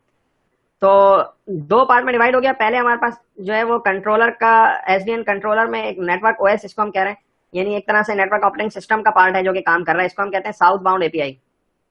साउथ बाउंड एपीआई जो है वो कंट्रोलिंग का काम कर रही है, जो कम्युनिकेट कर रही है डेटा प्लेन से और ऊपर की जो नॉर्थ बाउंड एपीआई है उसके दरमियान। तो ये क्या करेगी, मेंटेन करेगी नेटवर्क स्टेट इन्फॉर्मेशन को। और ये वैसे हम आगे डिटेल में ये कुछ लेयर्स में पढ़ लेंगे, तो इसके जरा इंट्रो के साथ ही आगे चलते हैं बस। तो ये मेंटेन करेगी नेटवर्क स्टेट इन्फॉर्मेशन और इसी तरह इंटरेक्ट करेगी with controller application above via north bound APIs, यानी ऊपर की एपीआईज के साथ इंटरेक्ट करेगी, और नीचे जो डेटा प्लेन है उसके साथ वाया साउथ बाउंड एपीआईज के साथ, ठीक है, स्विचेस से कम्युनिकेट करेगी। और ये सारी इंप्लीमेंटेशन जो डिस्ट्रीब्यूटेड सिस्टम्स की परफॉर्मेंस की, स्केलेबिलिटी की। अच्छा, ये जो बेसिकली इंप्लीमेंट हुआ हुआ ये डिस्ट्रीब्यूटेड सिस्टम पे इंप्लीमेंट हुआ हुआ कंट्रोलर, देखने में आपको एक सेंट्रलाइज कंट्रोलर नजर आ रहा है, और लेकिन ये बेसिकली डिस्ट्रीब्यूटेड सिस्टम एक होता है जिसमें कंट्रोल जो है वो इसका डिस्ट्रीब्यूट हुआ हुआ है। फिर हमारे पास पार्ट आ जाता है नेटवर्क कंट्रोल एपीआईज का। ये एपीआईज बेसिकली एक तरह से ब्रेन का काम कर रही हैं, ये कंट्रोलर का ब्रेन है एक तरह से। ये जो हमने अभी जिक्र किया कि ये जो नेटवर्क है ये हमारे पास प्रोग्रामेबल नेटवर्क है, तो प्रोग्रामेबल नेटवर्क होने की वजह से जो जितने भी टास्क थे, जैसे मिसाल के तौर पर राउटिंग का काम करना है, तो राउटिंग की एक एपीआई होगी जो राउटिंग से रिलेटेड डिसीजन कर रही होगी। मिसाल के तौर पे डाइजेस्टर एल्गोरिथम को कंप्यूट करना है लिंक स्टेट्स को देखते हुए, और फिर जो है वो फॉरवर्डिंग स्विच को बताना है कि कौन सी शॉर्टेस्ट पाथ है, तो ये एपीआई काम करेगी। ये इम्प्लीमेंटेशन के लिए डिफरेंट लेयर्स बीच में इन्वॉल्व हो रही हैं, वो हम अभी पढ़ेंगे एक एक करके लेयर के नाम। इसी तरह से जो है वो मिसाल के तौर पे जो है वो यहाँ पर आपके पास अगर एक्सेस कंट्रोल है तो एक्सेस कंट्रोल के लिए डिफरेंट एपीआई यूज हो सकती हैं, इसी तरह लोड बैलेंसिंग के लिए डिफरेंट एपीआई यूज हो सकती हैं। तो ये सारा काम जो है वो ये एक प्रोग्रामेबल लेयर है जिसके ऊपर ये काम हो रहा होता है। तो ये बेसिकली इसका ब्रेन कहलाएगा एक तरह से। एप्लीकेशंस हैं ये बेसिकली, राउटिंग की अलग एपीआई होगी, एक्सेस कंट्रोल के लिए अलग होगी, लोड बैलेंसिंग के लिए अलग होगी। अच्छा, जो ट्रेडिशनल हमारे पास राउटिंग थी उसमें आपके पास प्रोप्राइटरी सॉल्यूशन ही हुआ करते थे, यानी सिस्को के राउटर हैं तो सिस्को की सब इम्प्लीमेंटेशन है, कोई उसमें कोई और किसी का ओएस नहीं है, कोई हार्डवेयर नहीं है। यहाँ पर एक तरह से जो एसडीएन है वो रिप्रेजेंट करता है एक सिग्निफिकेंट अनबंडलिंग का कॉन्सेप्ट नेटवर्क फंक्शनैलिटी को। यहाँ पे डेटा प्लेन स्विचेस हैं, एसडीएन कंट्रोलर है, नेटवर्क कंट्रोल एप्लीकेशंस हैं, ये तीन हमने अभी टाइप मोटी मोटी पढ़ी है ना। तो ये इन सबको जो एंटिटीज को जो है वो अनबंडल कर देता है, और मुख्तलिफ वेंडर्स जो है वो मुख्तलिफ चीजें प्रोवाइड कर सकते हैं। लाजमी नहीं है कि आप जिसका एसडीएन कंट्रोलर यूज कर रहे हो तो एपीआई भी सारी उसी वेंडर की हो सारी, या उसी मतलब कंपनी की बनाई हुई हो। तो ये जो है वो डिफरेंट वेंडर जो है वो डिफरेंट अलग अलग इसको सोल्व कर सकते हैं। तो ये यहाँ पे कॉन्सेप्ट डिस्कस किया गया कि इसकी जो रिजेम्बलेंस है, या इसकी जो कहना चाहिए कि मतलब कॉन्सेप्ट एनालॉजी है वो हम ले सकते हैं इसके साथ कि जिस तरह मेन फ्रेम सिस्टम होते थे। मेन फ्रेम सिस्टम में क्या होता था कि एक ही कंपनी का स्पेशलाइज सॉफ्टवेयर है, उसी का ऑपरेटिंग सिस्टम है, उसी की एप्लीकेशन है, और वही हार्डवेयर प्रोवाइड कर रहा है, और वही सॉफ्टवेयर और वही सब कुछ कर रहा है। जबकि जो हमारे पास दूसरी एग्जांपल है वो पीसी की है। पीसी में क्या हुआ कि एक कंपनी जो है वो हार्डवेयर बना रही है, और हार्डवेयर भी जो अनब्रांडेड सिस्टम है उसमें आपने देखा कि मुख्तलिफ कंपनीज के मुख्तलिफ पार्ट लगे हुए होते हैं। किसी का प्रोसेसर है, किसी का मदरबोर्ड है, किसी का नेटवर्क कार्ड लगा हुआ है, किसी और ने जो है वो और मतलब इंटरनली जो आपके सीपीयू में जो पार्ट्स हैं वो प्रोवाइड किए हुए। इसी तरह से फिर डिफरेंट कंपनीज हैं जो ओएस प्रोवाइड कर रही हैं, डिफरेंट कंपनीज हैं जो एप्लीकेशन प्रोवाइड कर रही हैं। तो ये रिजेम्बलेंस है उसके साथ कि किस तरह से जो है ये एसडीएन ने जो है वो ट्रेडिशनल राउटिंग के कंट्रास्ट में जो है वो पूरा एक पैराडाइम शिफ्ट किया है, पूरा पैराडाइम चेंज किया है। सही है, तो अब हम दोबारा से आते हैं उसी कॉन्सेप्ट पे, कंपोनेंट्स की तरफ। पहले मैं चाहूंगा कि इस डायग्राम को जरा आप एब्जॉर्ब कर लें सही तरह से। मैं रिपीट कर रहा हूँ, इसमें 5 बातें रिपीट कर रहा हूँ, गिन के आप फिंगर टिप्स पे गिन के इन बातों को अपने जहन में रखेंगे। पहली बात यह है कि जी डेटा प्लेन और कंट्रोल प्लेन दो मेजर पार्ट हो गए, ठीक है, तो दो हो गए। पहली बात डेटा प्लेन, दूसरी बात कंट्रोल प्लेन। फिर हम आगे आ जाएं तो कंट्रोल प्लेन को हमने 3 पार्ट्स में 1 2 3 डिस्ट्रीब्यूट कर दिया। पहले जो है वो कंट्रोल प्लेन में साउथ बाउंड एपीआईज का पार्ट है जिसके अंदर एसडीएन कंट्रोलर का ओएस आ रहा है, ठीक है। फिर हम आ जाते हैं नॉर्थ बाउंड की तरफ, और नॉर्थ बाउंड के अंदर जो है वो एसडीएन का जो है वो कहना चाहिए कि एपीआईज हैं जो कि एप्लीकेशंस हैं जो कि एक तरह से ब्रेन का काम कर रही हैं, और वो इम्प्लीमेंट कर रही हैं इस सारी चीज को जो कि एसडीएन के थ्रू आ रही है। ये हमने यहाँ पे बात डिस्कस की कि ये अनबाउंड कर दिया उसने, मतलब अनबंडल कर दिया। मुख्तलिफ किस्म की एपीआईज मुख्तलिफ कंपनीज प्रोवाइड कर सकती हैं। अब यहाँ पर हम आते हैं कंपोनेंट्स की तरफ। ये जो सारा काम हो रहा है ये अचीव किस तरह से हो रहा है, कैसे फ्लो टेबल कंप्यूट होते हैं, किस तरह से इम्प्लीमेंट होते हैं, कैसे जो इवेंट्स को जो है वो एसडीएन कंट्रोल डिवाइसेज रिस्पॉन्ड करती हैं। मिसाल के तौर पे कोई लिंक डाउन हो गया, कोई लिंक अप हो गया, राउटिंग के अंदर जो फ्लो टेबल है उसमें तब्दीली अगर आनी है, कोई चेंजिंग आनी है तो वो कैसे होगा। तो मल्टीपल स्विचेस जो है वो कोऑर्डिनेट कैसे करेंगे, एक नेटवर्क को सेंट्रलाइज या लॉजिकली सेंट्रलाइज कंट्रोल प्लेन से किस तरह से चलाया जाएगा। ये सारे सवाल जो हैं वो ये अब हम इस डायग्राम में यहाँ पर डिस्कस करेंगे, जो बेसिकली एसडीएन कंट्रोल प्लेन का एसडीएन कंट्रोलर और एसडीएन कंट्रोल एप्लीकेशंस के बारे में हम यहाँ पे पढ़ रहे हैं। एसडीएन नेटवर्क कंट्रोल एप्लीकेशंस के बारे में इस स्लाइड पे हम स्टार्ट लेते हैं। तो थोड़ा सा इसका जो आर्किटेक्चर है वो मुख्तलिफ जो एसडीएन का एवोल्यूशन है वो आप थोड़ा सा जाके बुक में देख लें तो आपको आइडिया होगा कि 2004 में कॉन्सेप्ट शुरू हुआ, 2008 में जो है वो शुरू का जो एक एसडीएन कंट्रोलर था वो प्रेजेंट किया गया, और फिर उसके बाद आहिस्ता आहिस्ता मुख्तलिफ जो है वो कंट्रोलर के डिजाइन आते गए। तो ये जो आप डायग्राम देख रहे हैं ये एक तरह से जनरलाइज थियोरेटिकल डायग्राम है। फिर हम आगे जब पहुंचेंगे एंड तक अपने टॉपिक के, तो वहां पर हम कुछ एसडीएन कंट्रोलर्स की एग्जाम्पल पढ़ेंगे जिसमें ओपन डे लाइट है और ओनोस है, ये इनका भी कुछ थोड़ा सा हम आगे जिक्र पढ़ेंगे। तो साथ साथ इसको या आप कंट्रोल स्विच भी कह सकते हैं। डेटा प्लेन है आपका ये, ठीक है। तो ये जो डॉटेड लाइन है इससे नीचे डेटा प्लेन है, ऊपर कंट्रोल प्लेन है पूरा। अच्छा, कंट्रोल प्लेन भी 3 चीजों में डिवाइड हुआ है, तो ये सबसे नीचे कौन सा होना चाहिए? अच्छा, ये आपको मैं थोड़ा सा इस तरह से आपकी याद करें, जरा मैप पढ़ते हैं तो इस तरह बना होता है ना, टॉप के ऊपर नॉर्थ होता है, नीचे साउथ होता है। मैप पे देखा इस तरह बना हुआ क्रॉस कभी? तो बहरहाल यहाँ पर हमारे पास नॉर्थ बाउंड की एपीआईज होंगी, यहाँ साउथ बाउंड की एपीआईज होंगी, और ये जो था ऊपर वाला एरिया ये क्या था, हमारे पास एपीआईज थी बेसिकली। सही है।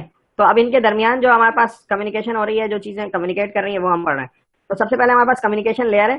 कम्युनिकेशन लेयर क्या कर रही होती है? कम्युनिकेशन करती है between the SDN controller and the control network devices, control agent, CA या स्विचेस, ठीक है। तो स्विचेस के दरमियान, एसडीएन कंट्रोलर और स्विचेस के दरमियान, यानी डेटा प्लेन और कंट्रोल प्लेन के दरमियान जो कम्युनिकेशन हो रही है वो बेसिकली कम्युनिकेशन लेयर कर रही है। सही है। तो कम्युनिकेशन लेयर जो है वो बेसिकली जो आपके पास रिमोट कंट्रोलर है उसके दरमियान और स्विचेस के दरमियान एक तरह से जो भी प्रोटोकॉल रिक्वायर्ड है, जो इन्फॉर्मेशन आपस में कम्युनिकेट इन्होंने करनी है, वो इस लेयर में करनी है। ये बेसिकली आपके पास लोएस्ट लेयर है जो साउथ बाउंड इंटरफेस पे है। साउथ बाउंड इंटरफेस जो हमने नीचे देखा था कि नीचे इंटरफेस है, ये बेसिकली इसकी एग्जाम्पल ओपन फ्लो है। और एसएनएमपी अभी हमने पढ़ा नहीं है तो कोई मसला नहीं है, लेकिन एसएनएमपी भी इसकी पार्ट में हो सकती है। यानी यूँ समझ लें कि जो स्विचेस के साथ या डेटा या पैकेट स्विचेस के साथ जो कम्युनिकेशन कर रही है, वो जो हमारे पास लेयर है वो कम्युनिकेशन लेयर कहलाती है। इसके बाद हमारे पास network wide state management layer है।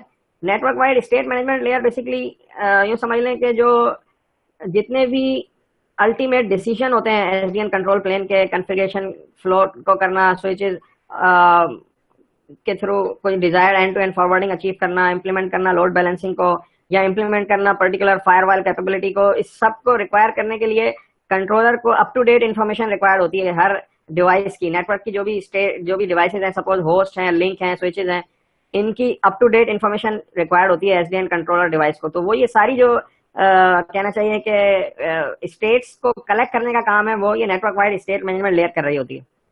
ये सारी स्टेट्स कलेक्ट कर रही होती है, इन सारी, मतलब समझ लें कि नेटवर्क डिवाइसेस से, लिंक से, स्विचेस से, इन सब से जो है वो इंफॉर्मेशन कलेक्ट करने का काम ये network wide state management layer है जो कर रही होती है।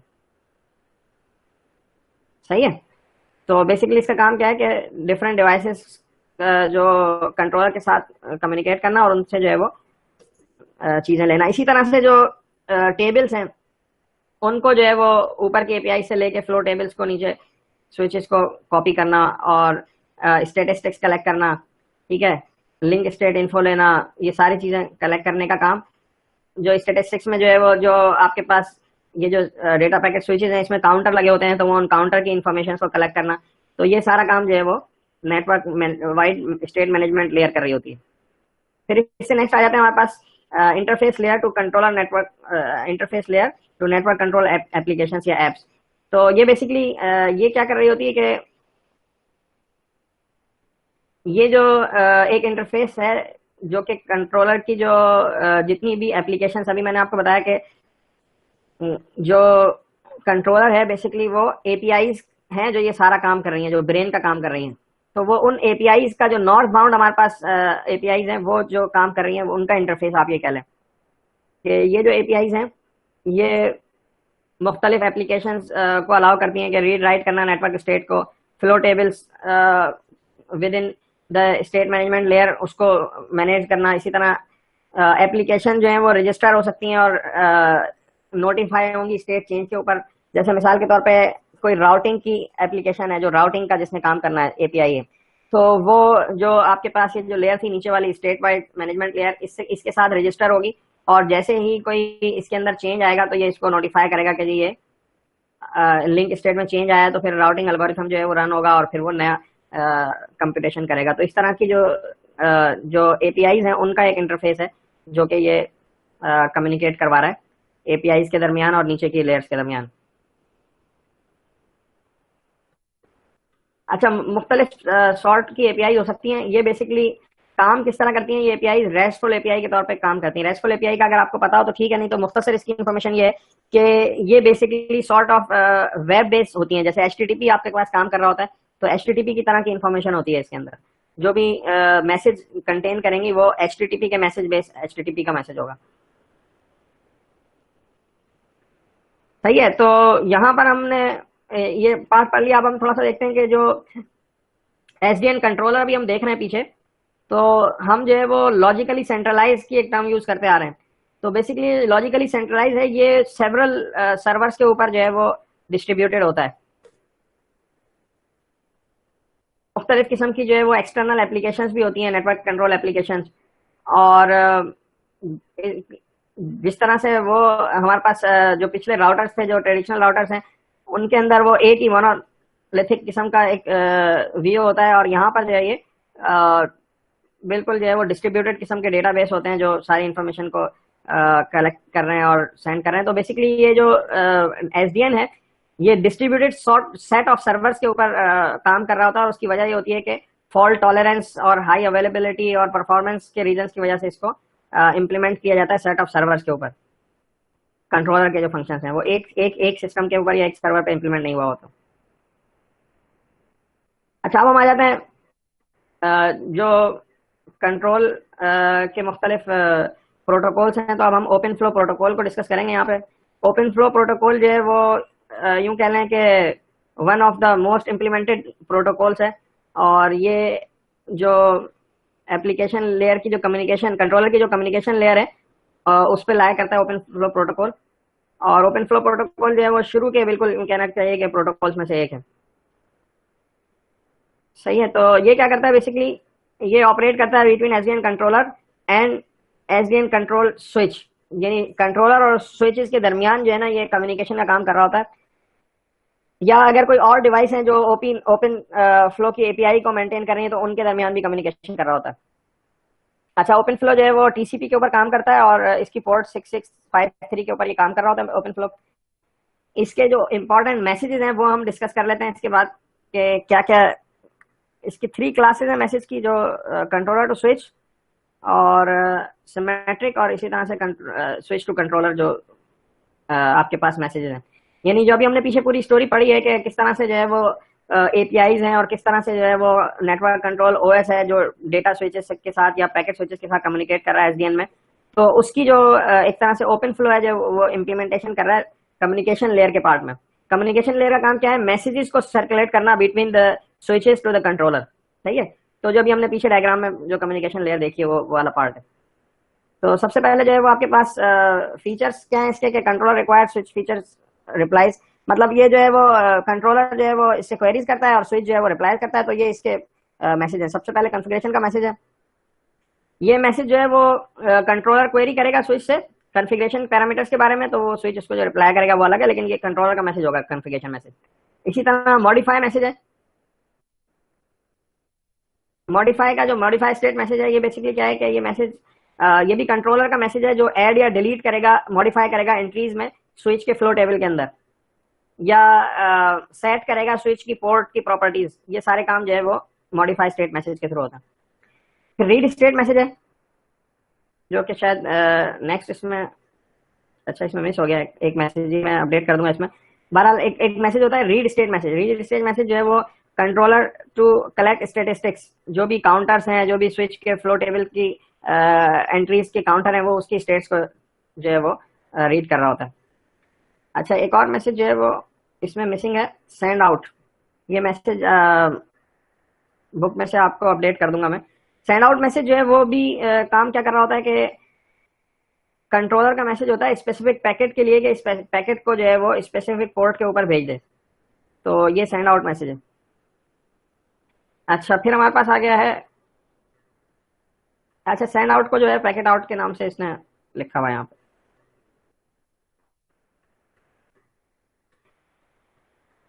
फिर हम आ जाते हैं नेक्स्ट, हमारे पास है जो स्विच से कंट्रोलर को मैसेज जा रहे हैं, स्विच टू कंट्रोलर मैसेजेस हैं आपकी। तो ये जो स्विचेज हैं, ये आप कंट्रोलर को जो मैसेज भेजते हैं। अच्छा, ये अभी मैं दोबारा रिपीट कर दूं कि ओपन फ्लो का काम सिंपल मैसेजिंग का काम है, एक तरह से यूं कह लें कि कम्युनिकेशन का काम है ओपन फ्लो का। जो कंट्रोल के डिसीजन है वो और लेयर्स हैं जो और एपीआईज हैं जो कर रही हैं, वो आगे हम थोड़ा सा डिस्कस करेंगे उनको। अच्छा, अब यहाँ पर हमारे पास जो है वो पैकेट इन है। पैकेट इन बेसिकली जो ट्रांसफर पैकेट है जो कि कंट्रोलर ने यहाँ सेंड कर दिया है। जो सेंड आउट पैकेट कंट्रोलर ने, सॉरी स्विच ने, यहाँ पर कंट्रोलर ने कुछ पॉलिसी बनाई होती है, पीछे हमने थोड़ा सा पढ़ा था, अगर आप दोबारा जाके रिकॉल करें कि कुछ पैकेट ऐसे हो सकते हैं जिनके बारे में कंट्रोलर ने ये पॉलिसी दी हो कि ये इस तरह के पैकेट आए तो कंट्रोलर के पास भेज दो, वो उनको मॉडिफाई करेगा या उनके बारे में डिसीजन करेगा, डिस्कार्ड भी कर सकता है, उसकी हेडर के अंदर कुछ चेंजिंग भी कर सकता है, तो उससे रिलेटेड ये पैकेट इन है जो कि स्विच के पास। इसी तरह फ्लो रिमूव, फ्लो रिमूव का मैसेज जो है वो ये बताएगा कि कंट्रोलर ने जो कोई भी एंट्री भेजी थी तो उससे रिलेटेड जो स्विच है उसने जो है वो मॉडिफाई कर लिया, एंट्री रिमूव कर दी है। मिसाल के तौर पे कोई टाइम आउट हो गया तो उसकी एंट्री रिमूव हो गई, या कोई स्टेट मॉडिफाई का मैसेज आया था उसके ऊपर जो है वो कुछ चेंजिंग आ गई, तो ये फ्लो रिमूव का मैसेज है जो स्विच इसको भेजेगा।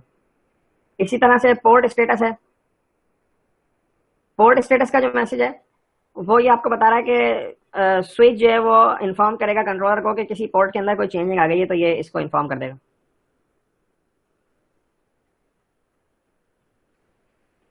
अच्छा, ये थोड़ा सा एक बात ये है कि ये सारा काम जो है वो नेटवर्क ऑपरेटर जो है वो मैनुअली या प्रोग्रामिंग के थ्रू नहीं कर रहा होता, बल्कि एब्स्ट्रैक्शन हो रही होती है कंट्रोलर के ऊपर, और ये जो है काम मुख्तलिफ सॉफ्टवेयर के थ्रू ये सारा इम्प्लीमेंट हो रहा होता है।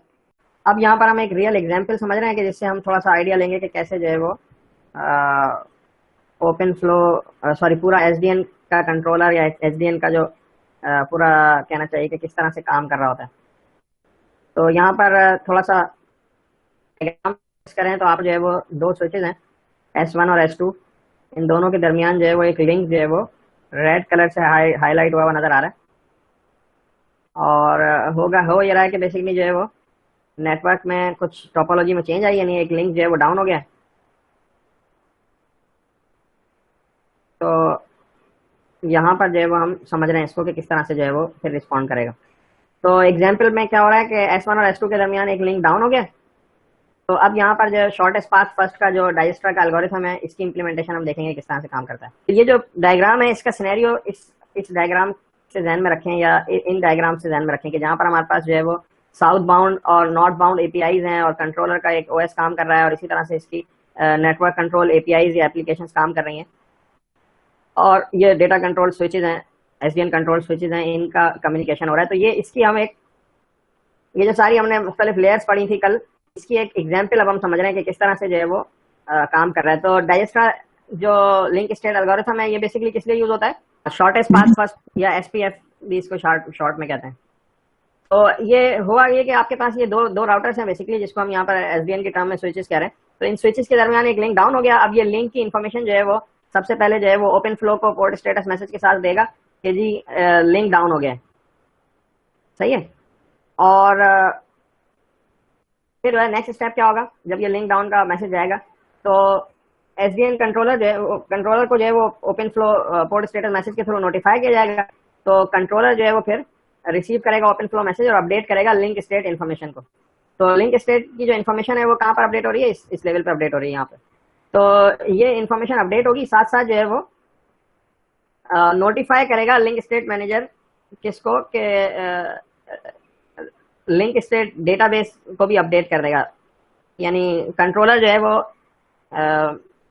अपडेट कर देगा लिंक स्टेट डेटाबेस के अंदर भी, जो डेटाबेस में सॉरी इसी इन्फो के नाम से जो आपको नजर आ रहा है यहाँ डेटाबेस एक पूरा अपडेट हो रहा होगा। अच्छा, फिर नेक्स्ट स्टेज में क्या होगा कि ये जो डाइजेस्टर एल्गोरिथम है जो प्रीवियसली इस एप्लीकेशन के लिए ऑलरेडी रजिस्टर्ड था कि इसको नोटिफाई कराया जाए अगर लिंक की स्टेट में चेंजिंग आती है। कल मैंने आपको बात बताई थी कि ये जो हमारे पास स्टेट मैनेजमेंट वाला पार्ट है, वहां पर ये भी फैसिलिटी होती है कि कोई भी जो एपीआई चल रही है किसी भी काम के लिए, जैसे ये राउटिंग की एपीआई है जो डाइजेस्टर एल्गोरिथम लिंक स्टेट चल रहा है, तो यहाँ पर ये पहले से एक तरह से रजिस्टर्ड थी, तो इसको नोटिफाई कराया जाएगा कि जी लिंक के अंदर चेंज आ गई है और अब जो है वो लिंक चेंज हो गया। तो जब डाइजेस्टर नोटिफाई होगी तो फिर ये जो है वो डाइजेस्टर राउटिंग एल्गोरिथम वो एक्सेस करेगा नेटवर्क पाथ को, और फिर लिंक स्टेट की इन्फो कंट्रोलर से लेगा, और फिर जो है वो स्टेज के ऊपर जो है वो डाइजेस्टर जो है वो इंफॉर्मेशन लेने के बाद कंसल्ट करेगा कंपोनेंट्स के साथ, यानी जो उसके पास जो भी इंफॉर्मेशन है लिंक्स की और डिवाइसेस की, और उसके ऊपर फिर वो दोबारा से कंप्यूट करेगा लीस्ट कॉस्ट पाथ को, new least cost path compute करेगा। और फिर उसके बाद नेक्स्ट स्टेप में जो है वो लिंक स्टेट राउटिंग एप्लीकेशन जो है वो इंटरेक्ट करेगी फ्लो टेबल मैनेजर के साथ, और फिर उसको जो है वो फ्लो टेबल अपडेट कर देगी कि जी ये फ्लो टेबल जो है वो अपडेट कर दिया जाए। और फिर नेक्स्ट स्टेप में जो है वो फ्लो टेबल जो अपडेट मैनेजर है वो यूज करेगा ओपन फ्लो प्रोटोकॉल, और वो अपडेटेड जो फ्लो टेबल है वो उसकी एंट्रीज जो भी स्विचेस हैं, अफेक्टेड स्विचेस हैं, उन सब के अंदर जो है वो अपडेट कर देगा। तो अब अफेक्टेड स्विचेस आप देखें यहाँ पर हमारे पास जो 6 स्टेज है, इसमें ये 3 स्विचेस के ऊपर एरो आ रहा है। और ये 3 स्विचेस के ऊपर क्यों आ रहा है कि देखें जब लिंक चेंज होगा तो S1 के अंदर अपडेट करेगा, क्योंकि S1 जो है वो अब राउट करेगा packet destine to S2 via S4। ठीक है, S1 जो है वो अब पैकेट अपने S2 के कैसे भेजेगा, वाया S4 भेजेगा। तो यहाँ पर जो है वो लिंक फ्लो टेबल में चेंजिंग आ जाएगी। इसी तरह S2 के अंदर चेंजिंग आएगी, क्योंकि ये अब रिसीव कर रहा होगा पैकेट S1 से और वाया इंटरमीडिएट स्विच S4, तो इसमें भी जो है वो अपडेट की जरूरत आएगी। इसी तरह S4 को भी अपडेट की जरूरत है फ्लो टेबल में, क्योंकि it must forward packets from S1 destined to S2। ठीक है, जो S1 से पैकेट आ रहे होंगे उनको अपडेट करने के लिए। तो ये तीनों स्विचेस के अंदर ये इस तरह से अपडेट हो जाएगा। तो इस तरह से बेसिकली एसडीएन का लॉजिकली सेंट्रलाइज जो सिस्टम है वो काम कर रहा होता है। ये उसकी एक बहुत ही सिंपल एग्जांपल है, लेकिन ये एग्जांपल जो है वो बहुत अच्छे तरीके से जो है वो इसका पूरा समझा देती है किस तरह से जो है वो काम कर रहा है। अब आप इसमें इमेजिन कर सकते हैं कि एसडीएन इनेबल आईएसपी जो है वो किस तरह से इजीली जो है वो स्विच कर सकते हैं लीस्ट कॉस्ट पाथ के ऊपर, और किस तरह से जो है वो और भी बहुत सारे परफॉर्म चीजें यहाँ पे कर सकती है। तो ये एसडीएन की जो है वो एक सिंपल एग्जांपल थी। अच्छा, अब हम आ जाते हैं एसडीएन के कुछ कंट्रोलर्स के एग्जांपल के ऊपर। कल हमने जो है वो ओपन फ्लो पढ़ा था। ओपन फ्लो क्या है, बेसिकली एक सॉर्ट ऑफ कम्युनिकेशन प्रोटोकॉल था। ओपन फ्लो जो यहाँ पे भी आपको नजर आ रहा है साउथ बाउंड एपीआई के अंदर। तो ओपन फ्लो जो है वो एक कहना चाहिए कि कम्युनिकेशन का प्रोटोकॉल था। और अब हम जो है वो कुछ कंट्रोलर्स की एग्जांपल्स पढ़ रहे हैं। अच्छा, जो एसडीएन का जो स्टार्ट है वो तकरीबन 2004 में एक मुख्तलिफ लोगों के पेपर हैं, फेमस्टर का और लक्ष्मण का पेपर है, और फिर एक RFC है 3746 जिसमें ये आपको इसका स्टार्ट मिलेगा। इसी तरह से जो है वो कुछ लोगों ने एटीएम के लिए भी प्रपोज किए थे, जो कि उससे भी पहले कि डेटा प्लेन और कंट्रोल प्लेन को सेपरेट कर दिया जाए। तो वो भी आपको पुराने इसमें भी थ्योरी में मिल सकती है इसकी हिस्ट्री। तो शुरू में जो एसडीएन का प्रोटोकॉल था वो ओपन फ्लो ही था, जो 2008 में प्रपोज हुआ। फिर 2009 में भी ओपन फ्लो का प्रपोज हुआ। फिर इसी तरह से शुरू का जो सिंगल कंट्रोलर था एसडीएन का वो नॉक्स के नाम से था। तो बाद में फिर जो है वो मुख्तलिफ प्रोप्राइटी कंट्रोलर भी पाए जाते हैं। प्रोप्राइटी से मुराद ये कि जो किसी ओपन नहीं है, जो किसी कंपनी के अपने पर्सनल या उनके यूं कह लें कि वो प्रोप्राइटी हैं, यानी पब्लिक यूज के लिए नहीं है, वो कंपनी स्पेसिफिक है। जैसे ऑनिक्स है ये, इसी तरह जूनिपर कंट्रेल है, इसी तरह से गूगल का कंट्रोलर है जो कि वो अपने B4 वाइड एरिया नेटवर्क पे यूज कर रहा है। और इसी तरह से जो है वो एरिक्सन ने भी जो है वो अपना एक वैरायटी ऑफ प्रोग्रामिंग लैंग्वेज की बेस पे जो है वो इंट्रोड्यूस कराया हुआ है। जो ओपन है उनमें जो मोस्ट रिसेंट है वो ओपन डेलाइट है, जिसको शॉर्ट में ODL कहते हैं। और इसी तरह से ऑनोस के नाम से कंट्रोलर है, जो कि आज इन दोनों का एक हल्का सा सिंप्लीफाइड व्यू देखेंगे। तो अभी जो आपके सामने नजर आ रहा है वो ओपन डेलाइट का सिंप्लीफाइड व्यू है। और इस सिंप्लीफाइड व्यू के अंदर आप ये नोट करें कि यहाँ पर एक चीज है जिसको हम एरएस सर्विस एब्स्ट्रैक्शन लेयर, और इसी तरह से रेस्ट एपीआई भी यहाँ पर आपको ये दो चीजें नजर आ रही हैं। तो ये जो हमने कल एक कहना चाहिए कि थ्योरेटिकल जो कंट्रोलर की डायग्राम देखी थी उससे थोड़ा सा मुख्तलिफ है ये डायग्राम जो आप अभी देख रहे हैं। कल जो फिगर 5.15 में जो डायग्राम थी कंट्रोलर की उससे थोड़ा मुख्तलिफ है। तो ODL कंट्रोलर जो है इसमें दो इंटरफेसेस हैं, जिसमें जो है वो कम्युनिकेट कर रहा है नेटिव कंट्रोलर सर्विसेज के साथ, अदर एक्सटर्नल एप्लीकेशन के साथ। और इसमें जो है वो दो किस्म के ऑप्शन है, या तो रेस्ट एपीआई के थ्रू रनिंग ओवर HTTP जो आपने ऊपर टॉप पे देखा, इसी तरह से ये एक्सटर्नल कम्युनिकेशन इसकी कहलाती है। इसी तरह से इंटरनल एप्लीकेशन कम्युनिकेशन के लिए जो है वो SAL या सर्विस लेयर एब्स्ट्रैक्शन जो है वो यूज कर रहा है। अच्छा, ये टोटल चॉइस होती है एप्लीकेशन डिजाइन करने वाले के ऊपर कि वो इंटरनल कम्युनिकेशन करवाना चाह रहा है या एक्सटर्नल।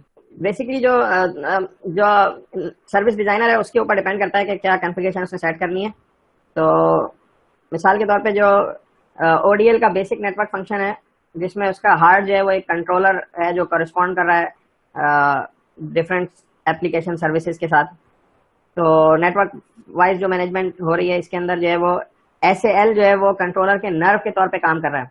नर्व क्या होता है, हमारे पास जो नर्व सिस्टम है, नर्व में क्या होता है कि आपके पास सिग्नल सारे नर्व्स के थ्रू जा रहे होते हैं ना सिस्टम आपके बॉडी में। इसी तरह से जो कंट्रोलर का पूरा इंटरनल नेटवर्क है उसमें जो ये SAL है, जो सर्विस एब्स्ट्रैक्शन लेयर है, ये बेसिकली इंटरनली कम्युनिकेट करवा रही है सारे सिग्नल्स को जो है वो कम्युनिकेट करने के लिए। तो अब यहाँ पर सपोज के कोई भी जैसे अभी हमने पीछे एग्जांपल देखी थी कि कोई लिंक चेंज होता है और फिर उसके बाद जो है वो कुछ सिग्नल्स जनरेट होते हैं, तो ये नर्व जो है वो कम्युनिकेट करवा रही होती है। जैसे किसी ने, जैसे अभी हमने पिछले एग्जांपल में देखा कि एक लिंक डाउन हुआ, तो जो डाइजेस्टर की एप्लीकेशन थी वो रजिस्टर्ड हुई थी कि उसको नोटिफाई कराया जाए, तो वो नोटिफिकेशन उसके पास गया। तो यहाँ पर जो है वो ये इंटरनल कम्युनिकेशन जो है वो नर्व के थ्रू हो रही है। अच्छा, इसी तरह से जो कम्युनिकेशन प्रोटोकॉल है वो मुख्तलिफ प्रोटोकॉल को सपोर्ट करता है। ओपन फ्लो जैसे आपने पीछे एग्जाम्पल में देखा, इसी तरह एसएनएमपी है जो हम आज पढ़ेंगे, ये बेसिकली सिंपल एक नेटवर्क मैनेजमेंट प्रोटोकॉल है। ये ओवीएसडीबी जो है ये बेसिकली प्रोटोकॉल है जो कि डेटा बेसिस के लिए, डेटा वेयर हाउसेस के लिए यूज होता है, जो कि ओपन वी स्विच डीबी के नाम से है। तो ये भी हम 6 चैप्टर में जहाँ पर डेटा वेयर हाउस की नेटवर्किंग देखेंगे वहां इसका जिक्र आएगा। तो ये बेसिकली कम्युनिकेशन के प्रोटोकॉल्स हैं जो कि साउथ बाउंड एपीआईज में। ओपन फ्लो की एग्जाम्पल तो हम देख भी चुके हैं, तो इनके साथ भी कम्युनिकेट कर रहा है। तो इस तरह से जो है ये मुख्तलिफ कहना चाहिए कि एपीआईज हैं, और ये मुख्तलिफ जो नेटवर्क की फैसिलिटीज हैं जो ऊपर की जो भी आपके पास एपीआई होगी उसके साथ ये कम्युनिकेशन करवा रहा है, नीचे साउथ बाउंड और नॉर्थ बाउंड के दरमियान। तो ये एक कंट्रोलर की एग्जाम्पल थी। इसी तरह से नेक्स्ट हमारे पास है एक ऑनोस के नाम से। ऑनोस कंट्रोलर जो है ये भी एक इसका भी सिंप्लीफाइड व्यू है। पिछला भी जो हमने देखा वो सिंप्लीफाइड व्यू है। अगर आपको डिटेल व्यू देखना हो तो ओपन डे लाइट का या ओडीएल का आप जाके गूगल पे आर्किटेक्चर देखें तो आपको बहुत डिटेल में वहां पर मुख्तलिफ थर्ड पार्टीज की एप्लीकेशंस और प्रोटोकॉल्स और बहुत कुछ डिटेल आपको मिल जाएगी। यहाँ पर एक सिंप्लीफाइड व्यू दिखाने का मकसद ये है कि आपको कुछ आइडिया हो जाए कि क्या चीजें हो रही हैं। अच्छा, ये जो ओनोस आपके सामने नजर आ रहा है, ओनोस में आप गौर करें तो ये उसी तरह का जिस तरह 3 लेयर्स हमने पढ़ी थी कल, जो एक कंट्रोलर का आपने डायग्राम देखी थी कि जिसके अंदर जो है वो नॉर्थ बाउंड है, फिर एक बीच में कोर है और फिर साउथ बाउंड की एप्लीकेशन है। तो नॉर्थ बाउंड एब्स्ट्रैक्शन के अंदर जो है वो यूनिक फीचर जो इसका है ओनोस का, वो कहलाता है इंटेंट फ्रेमवर्क, जो बेसिकली अलाउ करता है एप्लीकेशन को रिक्वेस्ट करें, हाई लेवल सर्विसेज को सेटअप करें, कनेक्शन बिटवीन 2 होस्ट, और इसी तरह से कुछ 2 होस्ट के दरमियान कनेक्शन को वो नॉट अलाउ करे, यानी इन दो को अलाउ भी ना करे और अलाउ करे, 2 तरह का काम कर सकता है। पीछे हमने देखा था कि जो शुरू में हमने देखा था कि जो डेटा स्विचेस हैं ये सारे जो है वो डायरेक्ट कनेक्ट नहीं हो रहे थे, कंट्रोलर के थ्रू जा रहे थे। तो यहाँ पर ये इसका एक स्पेशल फीचर है इंटेंट का कि जो ये भी अलाउ कर सकता है कि 2 होस्ट आपस में कम्युनिकेट कर सकें या किसी को रिस्ट्रिक्ट करना हो कि वो कम्युनिकेट ना कर सकें। ये एक स्पेशल फीचर। बाकी की तो नॉर्थ बाउंड एपीआईज और साउथ बाउंड एपीआईज मुख्तलिफ चीजें सेम है इसमें भी। तो इसी तरह से नेटवर्क कंट्रोल एप्लीकेशन जो भी होंगी अक्रॉस नॉर्थ बाउंड एपीआई, उनको भी ये सिंक्रोनस और एसिंक्रोनस दोनों कर सकता है। एसिंक्रोनस का मतलब, सिंक्रोनस का मतलब ये कि आपने कोई पोलिंग सेट कर दी है कि इतने इतने सेकंड के बाद या इतने इतने मिनट के बाद अपडेट करते रहो किसी भी मतलब नेटवर्क की सर्विसेज से रिलेटेड कोई। और एसिंक्रोनस ये होता है कि कोई इवेंट हो जाए और आपने उसके लिए रजिस्टर कर सका हो, यानी लिसनर कॉल बैक का जो कॉन्सेप्ट है, जो अभी हमने पीछे देखा कि जैसे लिंक डाउन की सूरत में जो है वो डाइजेस्टर को अपडेट करना है, तो इस तरह की जो चेंजेस हैं स्टेट की, वो एसिंक्रोनस सिंक्रोनस दोनों इसमें ऑप्शन मौजूद है। इस तरह जो इसकी डिस्ट्रीब्यूटेड कोर है, जो सेकंड जो ये वाला पार्ट है ओनोस का डिस्ट्रीब्यूटेड कोर है, इसमें जो है वो स्टेट मैनेज कर रहा होता है, नेटवर्क लिंक की, होस्ट की, डिवाइसेस की मेंटेन ओनोस ये कर रहा होता है डिस्ट्रीब्यूटेड कोर के अंदर। अच्छा, ये यहाँ पर एक तरह से set of interacted services provide कर रहा होता है जो एक तरह से आपस में जो है वो इंटरकनेक्टेड होती है। इसी तरह से डिस्ट्रीब्यूटेड सर्वर्स के ऊपर भी ये डिप्लॉय हो सकता है और ओनोस, और फिर सर्वर्स आपस में कम्युनिकेट करके सब सर्वर्स पे सेम कॉपी होती है और वो एक दूसरे से इंटरेक्ट करके डिस्ट्रीब्यूटेड भी ये काम कर रहे होते हैं। इसका काम डिस्ट्रीब्यूटेड भी डिप्लॉय हो सकता है। ठीक है, तो ये इसकी नेटवर्क कोर इसी तरह से ओनोस डिस्ट्रीब्यूटेड कोर है जिसमें मुख्तलिफ चीज़ों की स्टेट मेंटेन कर रहा है। फिर हम आ जाते हैं साउथ बाउंड। साउथ बाउंड में आप देखेंगे, साउथ बाउंड में जो एब्स्ट्रैक्शन है प्रोटोकॉल्स की, मुख्तलिफ किस्म के प्रोटोकॉल्स हैं। इसमें जो अंडरलाइंग होस्ट लिंक स्विचेस हैं और प्रोटोकॉल्स हैं, इनको अलाउ कर रहा है डिस्ट्रीब्यूटेड कोर से कम्युनिकेट करने के लिए कि बोथ डिवाइसेज एंड प्रोटोकॉल। और इसी तरह से जो है वो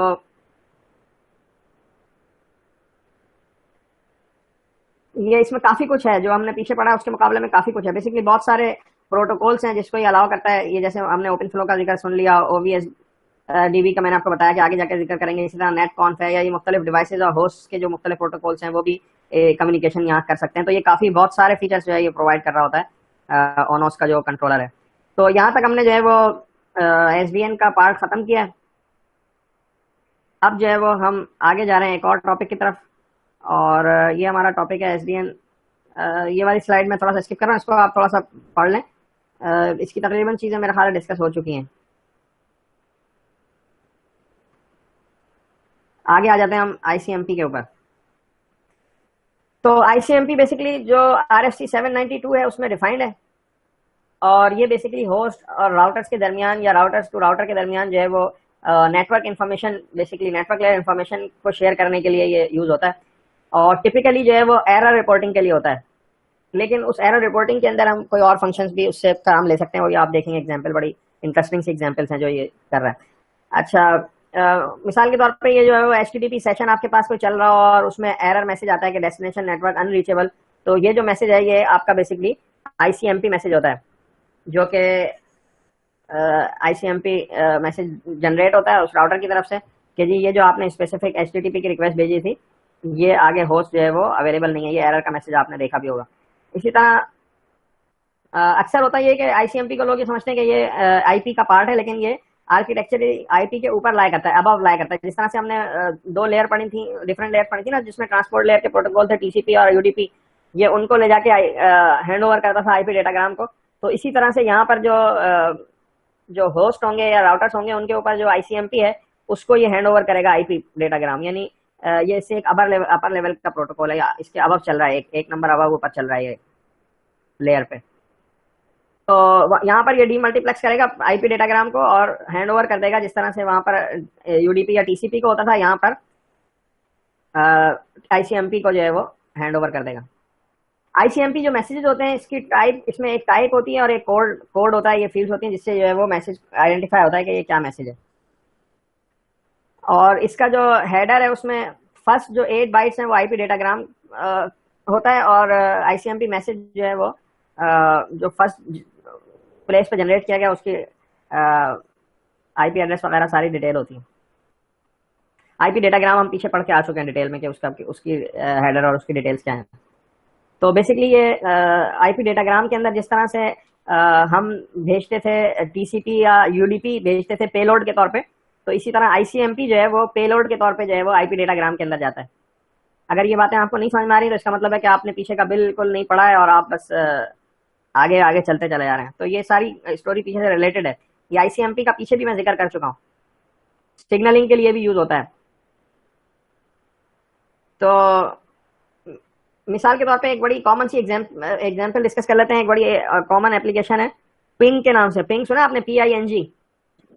तो ये हमने एग्जांपल देखी थी ना कि पिंग जो है वो कैसे चेक करते हैं। तो पिंग जो है वो टाइप 8 0 कोड का एक मैसेज जो है वो सेंड करती है, और जो होस्ट है वो रिप्लाई में जो है वो एको के रिप्लाई में जो है वो मैसेज सेंड करता है। तो बेसिकली जो है वो मुख्तलिफ सर्विसेज में ये पिंग की एप्लीकेशन भी हम यूज कर रहे हैं। तो एक और इंटरेस्टिंग आईसीएमपी मैसेज जो है वो सोर्स क्वेंच मैसेज है। ये मैसेज अक्सर यूज होता है, बेसिकली ओरिजिनल पर्पज इसका क्या था कि कंजेशन कंट्रोल के लिए यूज होता था। अगर आपको याद हो कि पीछे हमने पढ़ा था कि जो हमारा टीसीपी है वो यूज करता है कंजेशन कंट्रोल प्रोटोकॉल, तो वो ट्रांसपोर्ट लेयर का प्रोटोकॉल है जो विदाउट इन्फॉर्मिंग नेटवर्क लेयर। तो इसमें जो है वो आईसीएमपी क्वेंच मैसेज के थ्रू ये चीज अचीव की जा सकती है। इसी तरह से एक बड़ा इंपॉर्टेंट किस्म का प्रोग्राम है ट्रेस राउट, जो कि आपने लैब में भी किया होगा और वैसे भी आपको इस पीछे भी हमने पढ़ा इसके बारे में। तो ट्रेस राउट भी जो है वो आईसीएमपी के बेस पे ही चल रहा होता है, और ये बड़ा इंटरेस्टिंग किस्म का मैसेज है। अच्छा, यहाँ पर ये मुख्तलिफ इसकी टाइप्स हैं, और ये टाइप्स जो हैं वो उनकी बेस पे, यानी कोड और टाइप की बेस पे जो है वो मैसेज जनरेट हो रहा होता है। तो जैसे मतलब अभी हमने एग्जांपल में जिक्र किया कि जैसे ये जो है वो एको मैसेज जो है वो टाइप 8 का मैसेज है, जिसका जो है वो सेंड करता है, रिप्लाई आता है। इसी तरह से जो है वो हमने क्वेंच का मैसेज देखा है, कोड टाइप इसका 4 होता है। तो इसी तरह से जो है वो नेक्स्ट एग्जांपल है, यहाँ पर ये TTL एक्सपायर्ड का मैसेज है, ये भी आगे जिक्र होगा इस तरह से। और जैसे अभी डेस्टिनेशन होस्ट अनरीचेबल हमने टाइप और कोड देखा इसका, इसके मुख्तलिफ टाइप्स हैं कि ये क्या क्या रीचेबल नहीं है, पोर्ट रीचेबल नहीं है, ये रीचेबल नहीं है, ये भी हम थोड़ा सा इस एग्जांपल में आगे देखते हैं। तो नेक्स्ट एग्जांपल जो हमारे पास है वो है हमारे पास ट्रेस राउट की। तो ट्रेस राउट बेसिकली किस तरह से काम कर रहा होता है कि ट्रेस राउट जो है वो एक सोर्स से डेस्टिनेशन को series of ordinary IP datagram send करता है, और हर डेटाग्राम जो है वो उसके अंदर एक यूडीपी सेगमेंट के अंदर एक अनलाइकली यूडीपी पोर्ट नंबर होता है। पोर्ट नंबर ठीक नहीं होता वो, और करता क्या है कि हर आईपी डेटाग्राम जो वो सेंड कर रहा है उसके साथ एक time to live TTL add करता जाता है। यानी पहला जो मैसेज सेंड करेगा उसके अंदर TTL 1 सेट कर देगा, यानी 1 होप के बाद ये एक्सपायर हो जाएगा मैसेज।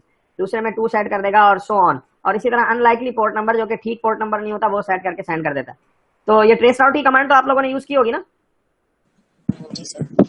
हाँ, ट्रेस राउट में होता क्या है कि आप किसी डेस्टिनेशन की आईपी डाल के आप ट्रेस राउट उसका निकालते हैं, तो रास्ते में जितने होप्स आ रहे हैं, राउटर्स आ रहे हैं, वो उनसे रिस्पांस आपको आता रहता है और उनका आईपी एड्रेस, और कुछ जगहों पे अगर किसी ने हाइड किया होता है तो आईपी एड्रेस नहीं आ रहा होता, लेकिन वो इस तरह से ट्रेस राउट काम करती है। अगर किसी ने ब्लॉक की होती है तो फिर आगे आपकी कमांड नहीं चल रही होती। तो काम किस तरह से कर रही है, बड़ा इंटरेस्टिंग है। देखें कि हर हर होप के ऊपर जो है वो एक एक्सपायर हो जाएगा। तो एक्सपायर होने की सूरत में ये यहाँ पर देखें टीटीएल एक्सपायर का मैसेज है, ये इस कोड के साथ ये मैसेज आईसीएमपी का वापस आ जाएगा आपके पास। तो पहले राउटर से आपके पास जो है वो मैसेज वापस आ गया, फिर दूसरे राउटर से वापस आ गया, तीसरे से वापस आ गया, और इस तरह से सो ऑन चलता रहेगा। अच्छा, अब आपको पता कैसे चलेगा जी फाइनल डेस्टिनेशन पे पहुंचा या नहीं पहुंचा? तो फाइनल डेस्टिनेशन के लिए जो है वो आपने एक रॉन्ग पोर्ट सेट की हुई थी। तो जो नॉर्मल राउटर से रिटर्न होकर मैसेज आ रहा होगा वो आपका टाइप 11 और कोड 0 होगा, जो अभी हमने पीछे देखा ना, टाइप 11 कोड 0 क्या चीज है कि टीटीएल एक्सपायर हो गया। तो ये सारे राउटर से जो है वो ये मैसेज आता रहेगा। जब आखिरी राउटर पे पहुंचेगा डेस्टिनेशन राउटर के ऊपर, तो जिसको आपने अप्रोच किया था, तो डेस्टिनेशन राउटर के ऊपर आपने क्योंकि आईसीएमपी में एक रॉन्ग यूडीपी पोर्ट डाली हुई थी, तो वो रॉन्ग यूडीपी पोर्ट को जो है वो रिप्लाई करेगा। तो ये टाइप 3 और कोड 3 मैसेज होगा, ये जो रिस्पॉन्स होगा ट्रेस राउट की कमांड में। तो टाइप 3 कोड 3 जो मैसेज है, डेस्टिनेशन पोर्ट अनरीचेबल, तो ये जब आपके पास रिस्पॉन्स आएगा तो आपका जो प्रोग्राम है ट्रेस राउट का, वो कैलकुलेट कर लेगा कि जी ये जो है वो राउंड ट्रिप टाइम भी उसमें आ जाएगा, और वो ये कैलकुलेट कर लेगा कि ये फलाना आईपी का राउटर है, क्योंकि वो आईपी जो है वो राउटर जो है वो अपना आईपी एड्रेस रिटर्न में भेजता है कि मैं जो है वो ये आपको बता रहा हूँ कि आपके पास ये जो पोर्ट नंबर आपने भेजा ये गलत है, ये रीचेबल नहीं है। तो इस तरीके से जो है ना ये अचीव हो रहा है आपके पास ट्रेस राउट, इस तरह से काम कर रहा है आईसीएमपी मैसेजेस के थ्रू। अब हम आ जाते हैं, हमारे पास नेक्स्ट है network management protocol. Network management के हवाले से जो है वो बहुत ये क्वेश्चन उठता है बाद औक़ात कि जी नेटवर्क कैसे मैनेज होता है, क्या चीज़ें होती हैं। तो आज की जो हमारा टॉपिक है वो बेसिकली जो नेटवर्क मैनेजर होता है उसका काम ये होता है कि नेटवर्क को जो है अप और रनिंग रखे। तो ये आपके सामने जो है वो एक सेडाम का पेपर है 1996 का, उसने एक डेफिनेशन नेटवर्क की दी है, इसी को बुक में भी एज इट इज़ लिया है और इसको हम यहाँ स्लाइड में भी यूज़ कर रहे हैं। बुक की स्लाइड ही है, तो थोड़ा सा इसमें देख लेते हैं, पढ़ लेते हैं इसको कि क्या क्या काम होते हैं। तो नेटवर्क मैनेजमेंट इंक्लूड्स डिप्लॉयमेंट, यानी आपको नेटवर्क को डिप्लॉय करना, इंटीग्रेशन, उसको इंटीग्रेट करना, coordination of hardware, software and human element to monitor. अच्छा, अब यहाँ से जो कुछ टर्म्स यूज हो रही है इसको भी थोड़ा थोड़ा डिस्कस करते हैं। टू मॉनिटर यानी आपने देखना है, नो मॉनिटर करना है, टेस्ट करना है कि कौन सी डिवाइस जो है वो टेस्टिंग में चेक करना। इसी तरह पोल करना, पोलिंग आपको आइडिया होगा कि मिसाल के तौर पे आपने जो है वो मुख्तलिफ फ्रीक्वेंसी के साथ सेट कर दिया कि हर इतने मिनट के बाद जो है वो अपडेट दो कि नेटवर्क जो है वो अप है या नहीं है। तो इस तरह पोलिंग का काम जो है वो ये कर रहा होता है। इसी तरह से जो है वो आगे जो आपके पास नेक्स्ट है कॉन्फ़िगरेशन वाला पार्ट, के कॉन्फ़िगरेशन का काम कर रहा होता है और कॉन्फ़िगर करना, ठीक है। इसी तरह एनालाइज करना, एवेल्युएट करना नेटवर्क को, और कंट्रोल करना नेटवर्क के एलिमेंट्स, रिसोर्सेज को कि वो मीट कर सकें रियल टाइम ऑपरेशनल परफॉर्मेंस और क्वालिटी ऑफ सर्विसेज को मेंटेन कर सकें। तो ये एक रीजनेबल कॉस्ट के अंदर, ये भी इंपॉर्टेंट बात है। तो ये एक नेटवर्क मैनेजर की सारी सर्विसेज हैं। हमने जो आज की क्लास में टॉपिक जो डिस्कस करना है उसमें हम ये डिस्कशन नहीं करेंगे कि नेटवर्क मैनेजर जो है वो डिसीजन मेकिंग कैसे करता है इस प्रोसेस के लिए, फॉल्ट आइडेंटिफिकेशन कैसे करता है, एनोमली डिटेक्शन किस तरह से करेगा, या नेटवर्क डिजाइन या इंजीनियरिंग से रिलेटेड जो रिक्वायरमेंट है उसको कैसे मीट करेगा, या एसएलए को यानी सर्विस लेवल एग्रीमेंट को कैसे मीट करेगा। ये हमारा फोकस नहीं है। हमारा फोकस इस चीज़ पे है कि बेसिकली ये जो सारी चीज़ें हो रही हैं इसके लिए नेटवर्क की मैनेजमेंट का कोई प्रोटोकॉल होगा जो कि काम कर रहा होगा नेटवर्क के अंदर कम्युनिकेशन करवाने के लिए। हमारा असल कंसर्न वो है, यानी नेटवर्क मैनेजमेंट का जो फ्रेमवर्क है वो अब हम समझते हैं कि क्या है, और उससे रिलेटेड हमारा आज का पूरा टॉपिक है। तो सबसे पहले जो है वो एक मैनेजिंग सर्वर होगा। अच्छा, पहले तो समझ लें कि एक सर्वर है कि जो मैनेज कर रहा है, जो नॉक के ऊपर नेटवर्क ऑपरेशन सेंटर पे चलता है, और मैनेजिंग सर्वर जो है वो एक सेंटर है सारी एक्टिविटी का नेटवर्क मैनेजमेंट की, यानी सारी चीजें जो कंट्रोल होकर कलेक्ट हो रही हैं, सारे प्रोसेस की इंफॉर्मेशन, एनालिसिस वगैरह जो डिस्प्ले हो रहे हैं नेटवर्क मैनेजमेंट की इंफॉर्मेशन, कोई टूल्स वहां पर चल रहे हैं ग्राफ के, वो सब जो है वो नेटवर्क का मैनेजिंग सर्वर है जिसके ऊपर चल रहे हैं। तो पहली टर्म जो है वो मैनेजिंग सर्वर है, एक सेंट्रली पॉइंट है जहाँ से नेटवर्क मैनेज हो रहा है। इसी तरह फिर आगे मैनेज डिवाइस है। मैनेज डिवाइस जो है वो हर वो चीज़ है कि जिसकी आप इंफॉर्मेशन कलेक्ट कर रहे हो। मिसाल के तौर पे वो एक पीसी हो सकता है, वो एक राउटर हो सकता है, ठीक है, वो आपके पास सर्वर हो सकता है, वो आपके पास स्विच हो सकता है। तो ये सारी जो डिवाइसेज हैं, ये क्या चीज़ है, मैनेज डिवाइसेज हैं, सही है, जिनका आपने डेटा कलेक्ट करना है, इंफॉर्मेशन कलेक्ट करनी है। तो यहाँ से जो है वो विद इन मैनेज डिवाइस कुछ मैनेज ऑब्जेक्ट भी हो सकती हैं। यानी सपोज के with in a manage device, suppose एक ये आपके पास होस्ट है, इस होस्ट के अंदर जो है वो आप इंफॉर्मेशन किसी हार्डवेयर की कलेक्ट कर सकते हैं। जैसे मिसाल के तौर पे आपका नेटवर्क कार्ड जो है एनआईसी है, उसकी इंफॉर्मेशन आपने देखनी है कि ये आप है या नहीं है, या कोई आपके पास कोई सॉफ्टवेयर चल रहा है, या मिसाल के तौर पे जैसे ये राउटर है, इस राउटर के ऊपर आपके पास डाइजेस्ट्रा चल रहा है, तो आपने डाइजेस्ट्रा को चेक करना है कि डाइजेस्ट्रा जो है वो आप है या नहीं है। तो इनसे रिलेटेड इंफॉर्मेशन भी मैनेजिंग की कलेक्ट कर सकते हैं। तो इसी तरह से फिर हमारे पास है मैनेजिंग का एजेंट होता है। मैनेज डिवाइस के अंदर आपके पास एक एजेंट चल रहा है जो कि इस सारी इंफॉर्मेशन को कलेक्ट कर रहा है। तो नेटवर्क मैनेजमेंट एजेंट जो है वो डेटा कलेक्ट करके, जो सर्वर है जो मैनेज डिवाइस के अंदर ये एजेंट चल रहा है, और सर्वर जो मैनेजिंग सर्वर है जहां पर सारी नेटवर्क की इंफॉर्मेशन कलेक्ट हो रही है, वो उसको ये प्रोवाइड करता है। अच्छा, मैंने जो मैनेज ऑब्जेक्ट की यहाँ पे बात की है, ऑब्जेक्ट का कॉन्सेप्ट समझ में आया? ऑब्जेक्ट क्या है? मैनेजिंग डिवाइस के अंदर ऑब्जेक्ट क्या हो सकती है? मैनेज डिवाइस के अंदर, मैनेज डिवाइस का मतलब जो मॉनिटर्ड हो रही है, जिसको हम मॉनिटर कर रहे हैं। कि देखिए, मैनेज डिवाइस है, मैनेज डिवाइस कौन सी डिवाइस है? जिसके बारे में आपने नेटवर्क का डेटा कलेक्ट करना है। तो उस डिवाइस के अंदर ऑब्जेक्ट्स होती हैं। वो ऑब्जेक्ट्स क्या होंगी? नेक्स्ट इसमें शायद ऑब्जेक्ट, तो वो ऑब्जेक्ट्स जो है वो कोई हार्डवेयर भी हो सकता है, जैसे मिसाल के तौर पर नेटवर्क कार्ड है, और कोई जो है वो सॉफ्टवेयर या कोई प्रोग्राम भी हो सकता है। हमारे पास यहाँ पर होता है managing server. Managing server basically क्या है कि एक एंटिटी है जो कि नेटवर्क मैनेजमेंट का पूरा रिकॉर्ड, जो नॉक जो होता है हमारे पास, नेटवर्क ऑपरेशन सेंटर जो होता है, वहां पर एक डिपेंड करता है कि आपके पास नेटवर्क की मैनेजमेंट कितनी बड़ी है। अगर आपके पास कोई बहुत ही बड़ा नेटवर्क है, तो वो डिस्ट्रीब्यूटेड भी हो सकता है, जिसमें मैनेजिंग एंटिटीज कई हो सकती हैं। लेकिन एक नॉर्मली छोटे नेटवर्क के ऊपर एक ही सिंपल सर्वर के थ्रू जो है वो आप, एक सिंपल मैनेजिंग सर्वर है जिससे जो है वो आप नेटवर्क मैनेज कर रहे होते हैं।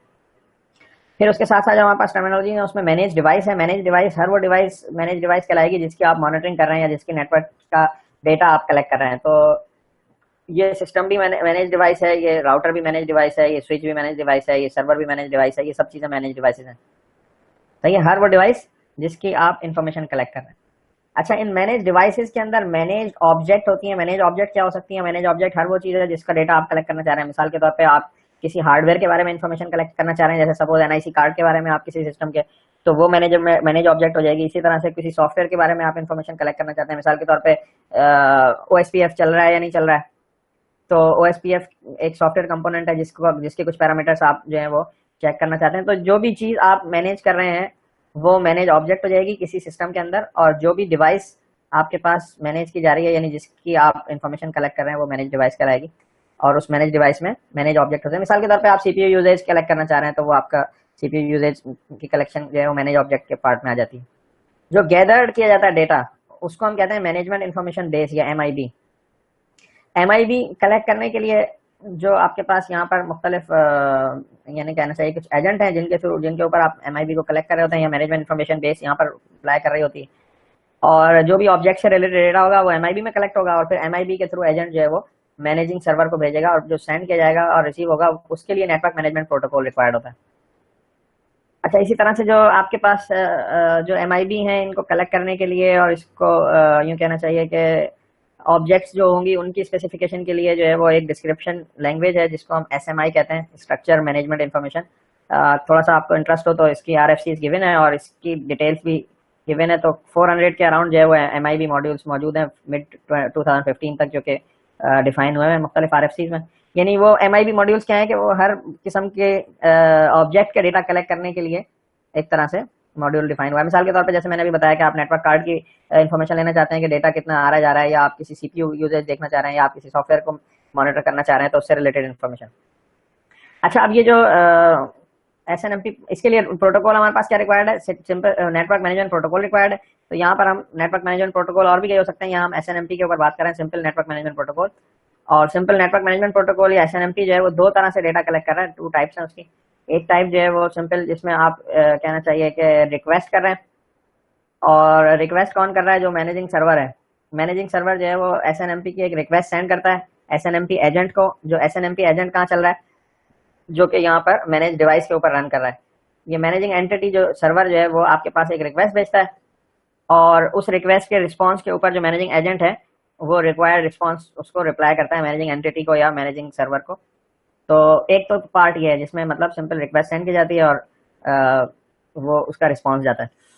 दूसरा टाइप है हमारे पास ट्रैप मैसेज। ट्रैप मैसेज जो है वो इस तरह के मैसेज हैं कि जिसके अंदर जो अनसॉलिसिटेड मैसेज है, मतलब कि जिसमें सर्वर ने कुछ रिक्वायर नहीं किया बल्कि एजेंट ने खुद जनरेट किया है। वो ट्रिगर करने के लिए मुख्तलिफ थ्रेशोल्ड्स भी हो सकते हैं, मुख्तलिफ चीज़ों पे वो ट्रिगर कर सकता है। मिसाल के तौर पे जैसे हमने पीछे राउटर के सेंस में बात की कि मिसाल के तौर पे कोई लिंक अप या डाउन हो तो वो मैसेज ट्रिगर कर सकता है यहाँ पे, ठीक है। इसी तरह से जो है वो कोई आपने थ्रेशोल्ड सेट किया हुआ कि जी अगर सीपीयू यूजेज इतना हो जाए तो फौरन इन्फॉर्म करो, तो इस तरह की मतलब मैसेजेस के लिए, या कोई डिवाइस डाउन हो गई या लिंक डाउन हो गया तो इस तरह की जो भी इन्फॉर्मेशन है उस पर ये मैसेज जो है वो ट्रैप मैसेज जो है वो ट्रिगर होगा और ये मैनेजिंग एंटिटी को सेंड कर दिया जाएगा।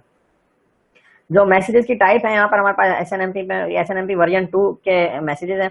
अच्छा, जो मैसेजेस जो 7 टाइप्स ऑफ मैसेज हैं और उसको जो है वो हम बेसिकली पीडीयू कहते हैं, यानी प्रोटोकॉल डेटा यूनिट। तो ये जो प्रोटोकॉल डेटा यूनिट है, जो टेबल आपके सामने शो हो रहा है, इसमें मैसेज टाइप है और उसके फंक्शंस हैं। तो मैसेज टाइप में जो है वो जो 3 शुरू के मैसेज हैं, यानी गेट रिक्वेस्ट, गेट नेक रिक्वेस्ट और गेट बल्क रिक्वेस्ट, ये तीनों एक ही किस्म का मैसेज है जो कि बेसिकली डेटा कलेक्ट करने के लिए गेट मी डेटा का मैसेज है, मैनेजर की तरफ से जाता है, यानी मैनेजिंग सर्वर की तरफ से। अच्छा, यहाँ पर इन तीनों के अंदर डिफरेंस क्या है? ग्रेनुलरिटी का डिफरेंस है। मिसाल के तौर पे सिंगल रिक्वेस्ट आपको चाहिए, रिस्पांस तो एक गेट रिक्वेस्ट हो गया। मिसाल के तौर पे आपको कोई टेबल या सीरीज ऑफ डेटा रिक्वायर्ड है तो आपने जो है वो गेट नेक्स्ट रिक्वेस्ट के मल्टीपल मैसेजेस के थ्रू जो है वो आपने सीक्वेंस में जो है वो मुख्तलिफ डेटा गेट कर लिया। आपको कोई बड़ा ब्लॉक ऑफ डेटा चाहिए और बल्क में डेटा चाहिए तो फिर आप गेट बल्क की कमांड के थ्रू डेटा गेट कर रहे होते हैं। अच्छा, इन्फॉर्म रिक्वेस्ट का जो मैसेज है ये बिटवीन टू कहना चाहिए मैनेजर या टू मैनेजिंग डिवाइसेस काम करता है, और ये बेसिकली कोई रिमोट के ऊपर कोई आपका मैनेजर, मैंने कहा कि डिस्ट्रीब्यूटेड भी हो सकता है, तो उसको कोई रिक्वायर्ड वैल्यू है तो वो ये फराम करता है। तो ये आपस में बिटवीन टू मैनेजर्स का ये मैसेज है।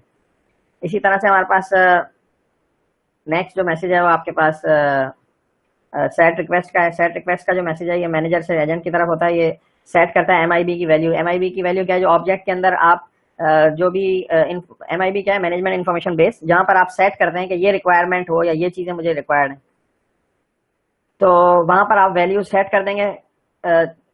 मिसाल के तौर पे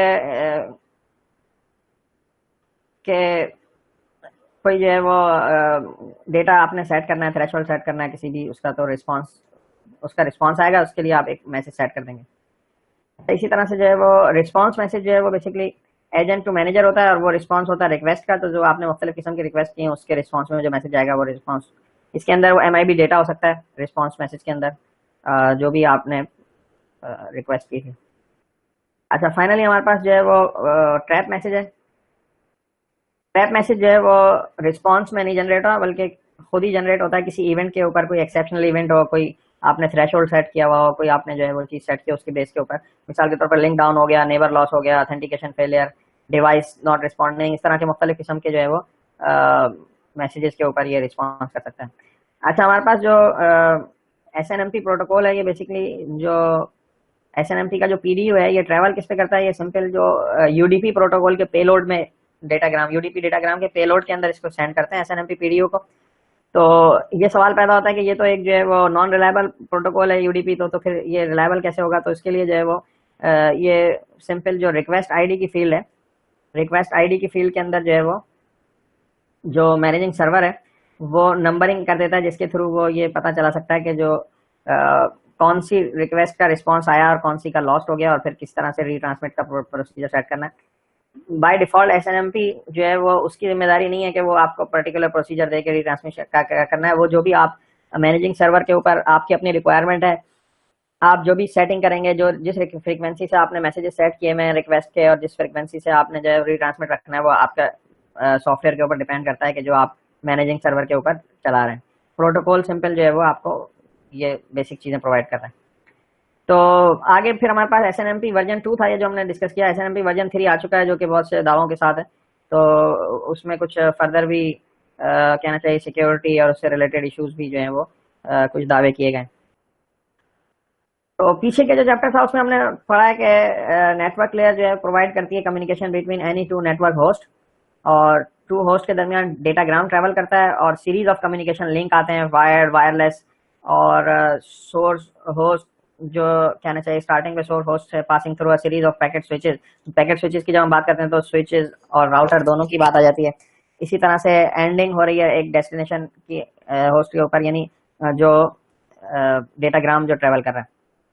तो अब यहाँ पर हम प्रोटोकॉल स्टैक के ऊपर आते हैं, जिसमें हमारा नेटवर्क लेयर प्रोटोकॉल जो है वो लिंक लेयर प्रोटोकॉल को जो है वो डेटाग्राम पास करता है, और वो वहां से लिंक लेयर प्रोटोकॉल जो है वो उन पैकेट्स को इंडिविजुअल लिंक्स के ऊपर ट्रेवल करवाती है।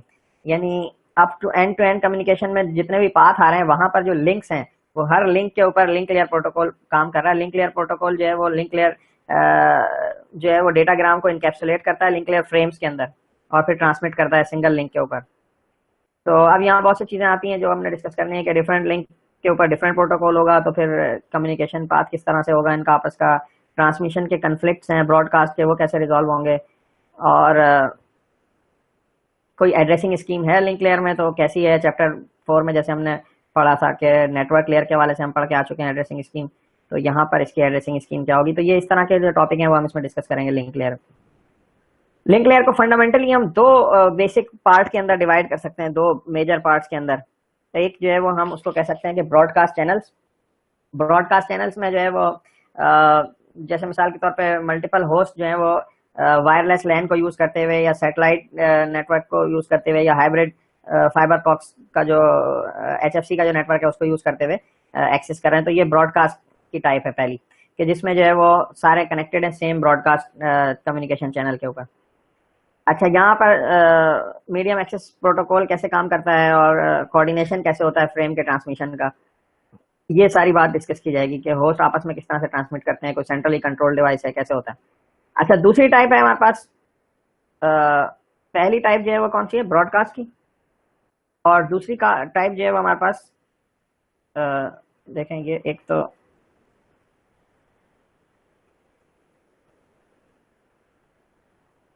अच्छा फर्दर जो है वो हमारे पास इसको सेकंड टाइप जो है वो हम इसको कह सकते हैं कि जिसमें जो है वो पॉइंट टू पॉइंट कम्युनिकेशन हो रही है। तो पॉइंट टू पॉइंट कम्युनिकेशन में पॉइंट टू पॉइंट प्रोटोकॉल या PPP प्रोटोकॉल चल रहा होता है, और इसमें फिर लैन का और वाईफाई का भी जिक्र आ जाता है। वाईफाई हम इस चैप्टर में डिस्कस करेंगे, लैन को टेक्नोलॉजी को हम डिटेल में ईथरनेट वगैरह को इस चैप्टर के अंदर डिस्कस करेंगे।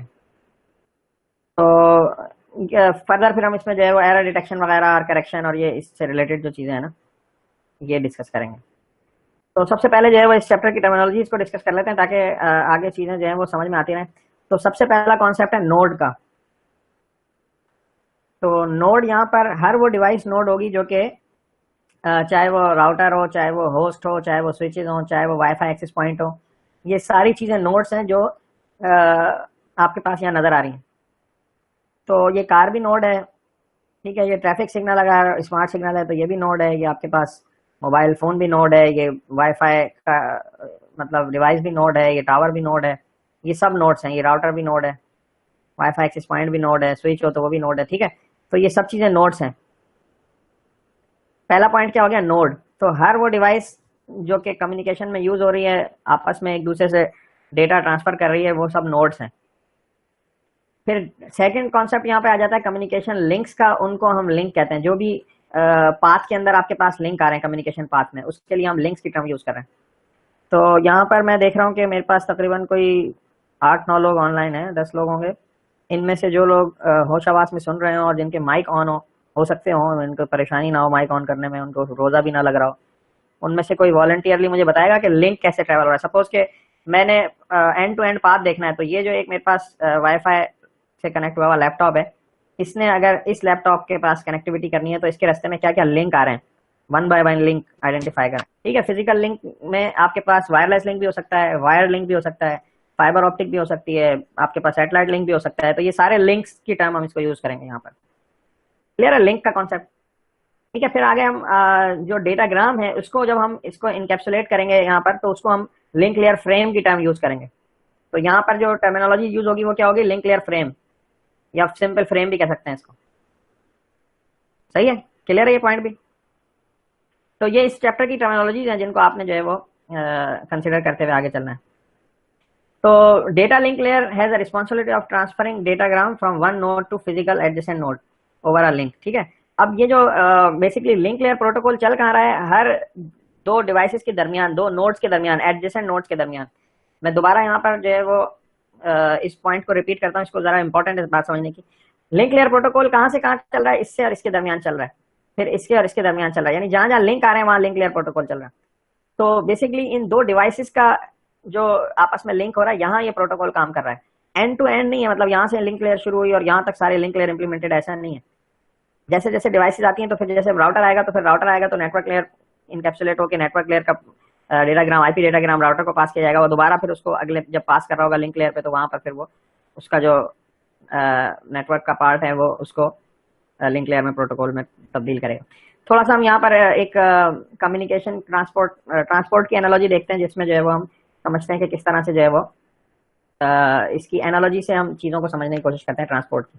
सबसे पहले कंसीडर करें कि एक ट्रैवल एजेंट है जो प्लान कर रहा है किसी टूरिस्ट के लिए एक ट्रिप, और ये प्रिंसटन न्यू जर्सी में एक पॉइंट है प्रिंसटन, वहां से जो है ये लाउजाना जाना चाह रहा है जो कि स्विट्जरलैंड में। और फिर ये अब ट्रैवल एजेंट डिसाइड करता है कि इसको क्या कन्वीनियंट रहेगा टूरिस्ट को। तो सबसे पहले वो कहता है कि ये एक लेमोजीन ली जाए जिससे जो है वो ये प्रिंसटन से लेके जेएफके एयरपोर्ट तक ट्रैवल करेगा। जेएफके एयरपोर्ट से इसको एक जहाज जो है वो लेके चला जाएगा जेनेवा, और उस जहाज से ये जेनेवा एयरपोर्ट पे उतरेगा। तो जेनेवा एयरपोर्ट के ऊपर जो ट्रेन स्टेशन है वहां से जो है ना ये आगे चला जाएगा लाउजाने के स्टेशन के ऊपर। तो ये स्विट्जरलैंड उतरा जेनेवा के स्टेशन पे, जेनेवा से ट्रेन पकड़ी और लाउजाने के ट्रेन स्टेशन पे जो है वो चला गया।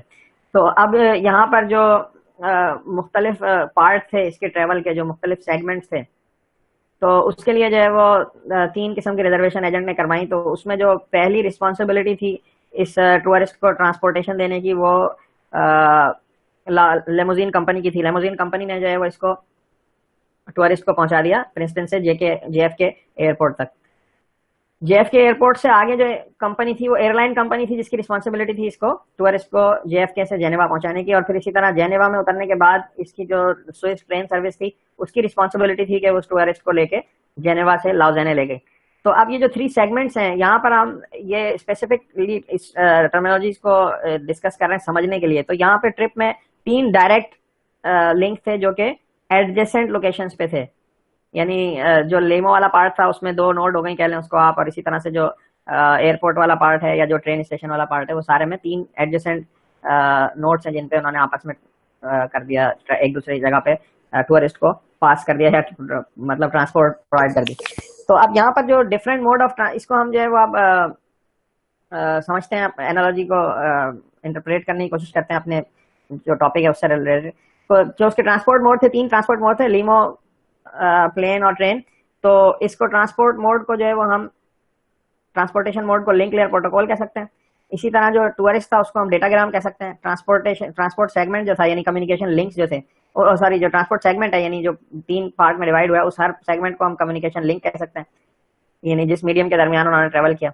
और इसी तरह से जो ट्रेवल एजेंट था उसको हम राउटिंग एल्गोरिथम कह सकते हैं कि जिसने ये सारा ट्रिप प्लान किया। तो इस तरह से जो है वो हम एक एनालॉजी जो है वो ड्राइव कर सकते हैं हमारी लिंक लेयर प्रोटोकॉल की। अब इसमें जो है वो हमारे पास जो लिंक लेयर प्रोटोकॉल है, ये हम पीछे बात कर चुके हैं कि डेटा जो है वो ट्रांसफर करता है डिफरेंट प्रोटोकॉल और डिफरेंट लिंक के ऊपर। ईथरनेट भी हो सकता है, फ्रेम रिले हो सकता है, इसी तरह 802 ये मुख्तलिफ लिंक्स जो पीछे हमने डायग्राम में देखे उससे रिलेटेड ये पॉइंट दिखाया हुआ। तो ये कुछ सर्विस प्रोवाइड कर सकते हैं, कुछ नहीं कर सकते। हम आगे देखते हैं कि सर्विसेज क्या प्रोवाइड करेगा। लिंक लेयर सर्विसेज के ऊपर हम आते हैं। तो लिंक लेयर की जो सर्विसेज है हमारे पास, जो बेसिक सर्विस है वो क्या है? मूव करना डेटाग्राम को 1 नोड से एडजेसेंट नोड पे ओवर अ कम्युनिकेशन लिंक। ये तो एक बेसिक सर्विस है इसकी। अब इसके साथ जो एक्स्ट्रा सर्विसेज हैं वो वेरी कर सकती हैं, मुख्तलिफ लिंक लेयर प्रोटोकॉल्स के अंदर मुख्तलिफ हो सकती हैं। लिंक लेयर प्रोटोकॉल भी डिफरेंट होंगे, हम आगे जाके देखेंगे। तो हम यहाँ पे कुछ पॉसिबल सर्विसेज डिस्कस कर रहे हैं कि जो लिंक लेयर प्रोटोकॉल में इंक्लूड यानी जो दे सकते हैं। तो सबसे पहले जो है वो हम बात करते हैं फ्रेमिंग के ऊपर। तो फ्रेमिंग क्या होगी कि जो भी ऑल लिंक लेयर प्रोटोकॉल जो है वो क्या करेंगे, इनकैप्सुलेट करेंगे नेटवर्क लेयर डेटा फ्रेम को, डेटाग्राम को लिंक लेयर फ्रेम के अंदर, और उसको ट्रांसमिट कर देंगे लिंक के ऊपर। सही है। तो जो फ्रेम होंगे उसमें डेटा फील्ड होगी जिसके अंदर आप जो है वो नेटवर्क लेयर का डेटाग्राम इंसर्ट कर देंगे, और उसको जो है वो नंबर ऑफ हेडर्स फील्ड होती हैं, वो हम थोड़ा सा आगे जब जाके देखेंगे सेवरल लिंक लेयर प्रोटोकॉल, तो वहां पर हम कुछ हेडर्स और उससे डिटेल भी देख लेंगे। अच्छा, फिर आगे आ जाता है नेक्स्ट पार्ट है लिंक एक्सेस। तो लिंक एक्सेस में बेसिकली क्या होता है कि मीडियम एक्सेस कंट्रोल या मैक, शॉर्ट फॉर्म में उसको कहते हैं, मैक प्रोटोकॉल जो है वो स्पेसिफाई करता है कुछ रूल्स कि जिनके थ्रू फ्रेम आपने ट्रांसमिट करने हैं ऑन टू द लिंक। तो पॉइंट टू पॉइंट लिंक है तो उसके अंदर सिंगल सेंडर है, सिंगल रिसीवर है, और वहां पे आप एक दूसरे को लिंक सेट करने के लिए मैक प्रोटोकॉल काम कर रहा है। और सिंपल प्रोटोकॉल है, basically sender can send a frame whenever link is idle. ये सादा सा इसका रूल है कि जब भी लिंक आइडल हो तो सेंडर सेंड कर सकता है। अच्छा, अब यहाँ पर थोड़ा सा इंटरेस्टिंग पार्ट इसका आ जाता है कि जब ब्रॉडकास्ट हो तो वहां पर क्या हो, तो वहां पर फिर मल्टीपल एक्सेस का प्रॉब्लम आ जाता है, जिसको ये मैक प्रोटोकॉल सर्व करता है, जिसमें मुख्तलिफ उनके नोड्स के दरमियान कोऑर्डिनेशन करेगा कि फ्रेम ट्रांसमिशन कैसे होगी, कौन पहले भेजेगा कौन बाद में भेजेगा, इस तरह का काम जो है। नेक्स्ट फर्दर क्या हो सकता है हमारे पास, रिलायबल डिलीवरी का पार्ट आ जाता है। रिलायबल डिलीवरी हम ये डिस्कस कर चुके हैं कि पीछे कुछ ट्रांसपोर्ट लेयर के प्रोटोकॉल सच एज टीसीपी जो है वो रिलायबल डेटा ट्रांसपोर्ट की सर्विस प्रोवाइड करता है। तो इसी तरह लिंक लेयर प्रोटोकॉल भी जो है वो कुछ सर्विस प्रोवाइड करता है या कर सकता है, और उसी तरह जैसे वहां पे थी यानी एक्नॉलेजमेंट और रीट्रांसमिशन वगैरह के थ्रू रिलायबल बना सकते हैं डेटा को। वहाँ आरटीडी हमने बहुत डिटेल में जो है वो पढ़ा है, तो यहाँ पर जो है वो देखते हैं कि ये किस तरह से रिलायबल चीजें प्रोवाइड करता है। अच्छा, ये रिलायबल डेटा ट्रांसफर उन लिंक्स पे बहुत जरूरी है जिनमें एरर प्रोन हो, जो लिंक्स। तो मिसाल के तौर पे वाईफाई और वायरलेस लिंक्स जो है वो वहां पर जो है वो एरर के चांसेस ज्यादा हैं, तो वहां पर फिर ये बहुत जरूरी हो जाता है कि प्रोटोकॉल्स जो है वो मतलब रिलायबल हो नेटवर्क। अच्छा, जो लिंक्स जिनमें एरर कम आते हैं, मिसाल के तौर पे फाइबर है, कोएक्सियल केबल है, या ट्विस्टेड पेयर के कॉपर लिंक है, तो यहाँ पर जब एरर कम आते हैं तो कुछ लिंक लेयर के प्रोटोकॉल ऐसे भी होते हैं जो ये रिलायबल डेटा ट्रांसफर की सर्विस वहाँ प्रोवाइड नहीं करते, तो वो अज्यूम करते हैं कि डेटा जो है वो वैसे ही रिलायबल है, वहाँ पे बहुत कम एरर आ रहे हैं। तो फिर फर्दर कुछ सर्विसेज हैं जैसे फ्लो कंट्रोल की हो सकती है, यानी पेस सेट करना दोनों एडजेसेंट नोड्स के दरमियान, सेंडिंग और रिसीविंग नोड्स के दरमियान, कि किस पेस से जो है वो ट्रैफिक फ्लो करेगा या जो लिंक लेयर का फ्रेम है वो ट्रेवल करेगा। अच्छा, इसी तरह से फिर हमारे पास जो है वो एरर डिटेक्शन एंड करेक्शन वाला पार्ट आ जाता है। तो लिंक लेयर का जो हार्डवेयर है रिसीविंग नोड पे वो कुछ इनकरेक्ट बिट रिसीव कर सकता है, मिसाल के तौर पे कहीं 0 आना था 1 आ गया, 1 की जगह 0 आ गया, वाइस वर्सा। तो अब इसका क्या हल निकाला जाए, तो यहाँ पर जो है वो बिट एरर कुछ बिट्स इंट्रोड्यूस कराई जाती है, जिस सपोज के एरर बिट्स इंट्रोड्यूस हो जाती हैं सिग्नल अटेन्युएशन के थ्रू या इलेक्ट्रॉनिक नॉइज के थ्रू जो है वो कुछ इंट्रोड्यूस हो गई एरर बिट्स। तो अब इनको जो है वो यहाँ पर अगर मतलब मिसाल के तौर पे जो डेटाग्राम आया उसके अंदर एरर्स हैं, तो ये आगे फॉरवर्ड करना फजूल है। तो लिंक लेयर प्रोटोकॉल जो है वो एक मैकेनिज्म प्रोवाइड करता है जिसके थ्रू ये डिटेक्ट करता है कि एरर जो है वो है या नहीं है। अच्छा, पीछे जो हमने देखे थे कि चैप्टर 3 और 4 में भी कि इंटरनेट की ट्रांसपोर्ट लेयर भी जो है वो कुछ limited type of error detection provide करती है, चेकसम वगैरह जो हमने पीछे देखा था। तो ये इंटरनेट चेकसम से थोड़ा सा बढ़ के इस लेयर पे प्रोटोकॉल में जो है वो एरर डिटेक्शन और करेक्शन होती है, जो कि कुछ मोर सोफिस्टिकेटेड है। ये सिंपल और मोस्टली जो है वो हार्डवेयर की फॉर्म में इंप्लीमेंट होती है। ये सिंपल करेक्शन यानी सिंपल डिटेक्ट ही नहीं करता, बल्कि स्पेसिफाई करता है कौन कौन सी बिट्स के साथ प्रॉब्लम है, और उनको जो है वो कहना चाहिए कि करेक्ट भी करता है, यानी ठीक भी करता है उन बिट्स को। तो इससे पहले का फिर कुछ हाफ डुप्लेक्स फुल डुप्लेक्स का पार्ट है, ये थोड़ा हम आगे जाके देखेंगे। यानी जो लिंक जो है वो 1 वे है या 2 वे, तो बोथ एंड पे जो है वो ट्रांसमिट करता है या एक सेम है या नहीं है, ये आगे फिर हम देख लेंगे थोड़ा सा। अब आते हैं हम कि थोड़ा सा अब हम ये समझें कि लिंक लेयर प्रोटोकॉल जो है वो where is the link layer implemented. तो इससे पहले कि हम थोड़ा आगे जाएं और पढ़ें, तो जरा थोड़ा सा इसका एक व्यू करने की कोशिश करें या इसको समझने की कोशिश करें कि ये लिंक लेयर जो है वो काम किस तरह करती है, कहाँ लाया करती है बेसिकली। तो डिवाइसेस में अगर समझना चाहे कोई कि भाई ये कहाँ होती है, कैसे है, तो यहाँ पर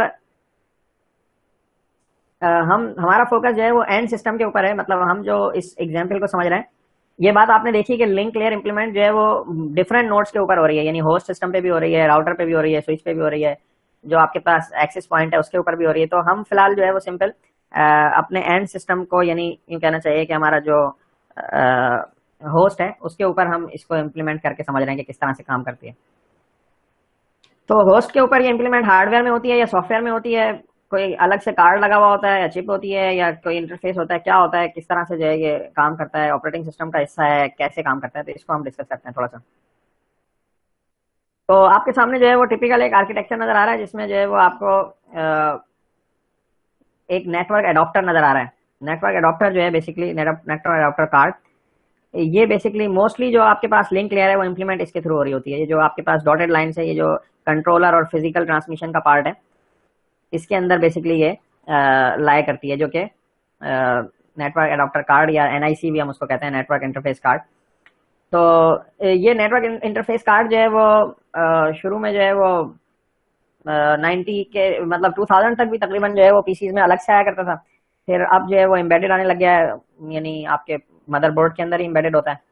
तो ये बेसिकली एक स्पेशल पर्पज चिप होती है इसके ऊपर, और वो इम्प्लीमेंट करती है लिंक लेयर की मुख्तलिफ सर्विसेज, जिसमें जो है फ्रेमिंग है, लिंक एक्सेस है, एरर डिटेक्शन है, सो ऑन, इस तरह की सर्विसेज को। तो लिंक लेयर में जो कंट्रोलर की फंक्शनलिटी है वो इम्प्लीमेंट करता है हार्डवेयर के थ्रू। जो कंट्रोलर आपको यहाँ पे लिखा हुआ नजर आ रहा है, ये कंट्रोलर जो लिखा हुआ है ये बेसिकली नेटवर्क एडाप्टर कार्ड या एनआईसी कार्ड का कंट्रोलर है ये। और ये जो है वो किस तरह से काम कर रहा होता है इसको हम थोड़ा सा डिस्कस कर लेते हैं, फिर बस हम बात खत्म कर लेंगे। सही है, ये जो ईथरनेट का 802.11 प्रोटोकॉल है उसका ये कार्ड है, ईथरनेट कार्ड भी कहते हैं बाज़ औक़ात इसको। और ये इम्प्लीमेंट करता है लिंक फिजिकल लेयर के ऊपर। अच्छा, अब यहाँ पर हम एंड टू एंड थोड़ा सा समझते हैं कि सेंडिंग साइड पे जो है वो ये सेंडिंग होस्ट है, ये डेटाग्राम लेता है, आईपी डेटाग्राम अपर लेयर से, और इसको जो है वो कहना चाहिए कि हायर लेयर से लेने के बाद इनकैप्सुलेट करता है डेटाग्राम को लिंक लेयर फ्रेम के अंदर, यानी अपने जो लिंक लेयर का फ्रेम है उसकी मुख्तलिफ फील्ड्स के अंदर फिल करता है। अभी मैंने पीछे बात की थी कि जो लिंक लेयर का फ्रेम है उसमें जो लिंक जो आईपी डेटाग्राम है उसको वो पुट करता है एज ए पेलोड, और फर्दर उसके और भी हेडर्स होते हैं, और उसको फिर जो है वो कम्युनिकेशन लिंक के ऊपर फॉरवर्ड कर देता है। तो यहाँ पर जो फर्दर जो काम है, जैसे मिसाल के तौर पे कुछ बिट्स इंक्लूड करना जो कि उनके फर्दर हेडर्स होते हैं, यानी एरर डिटेक्शन से रिलेटेड, तो वो भी यहाँ पर बिट ऐड कर देता है, फ्रेम हेडर्स। सही है, तो ये सेंडिंग साइड पे जो है ये सारे काम किए जाते हैं, और फिर रिसीविंग साइड पे जो कंट्रोलर है वो परफॉर्म करेगा एरर डिटेक्शन, वो रिसीव करेगा डेटाग्राम को और उसको इनकैप्सुलेट करके वो अपर लेयर को फॉरवर्ड कर देगा। रिसीविंग साइड पे देखेगा अगर कोई एरर्स हैं, और इसी तरह से आरडीटी से रिलेटेड चीज़ें देखेगा कि रिलायबल डेटा ट्रांसफर प्रोटोकॉल अगर चल रहा है तो उससे रिलेटेड जो हेडर्स का पार्ट होगा उससे कम्युनिकेशन, यानी सही पहुंचा है, एरर थ्रू की पहुंचा है या नहीं पहुंचा, रीट्रांसमिशन रिक्वायर्ड है या नहीं है, एक्सट्रैक्ट करेगा डेटाग्राम को, पास कर देगा अपर लेयर को। तो ये इस तरह से जो है वो लिंक लेयर यहाँ पे काम कर रही होती है।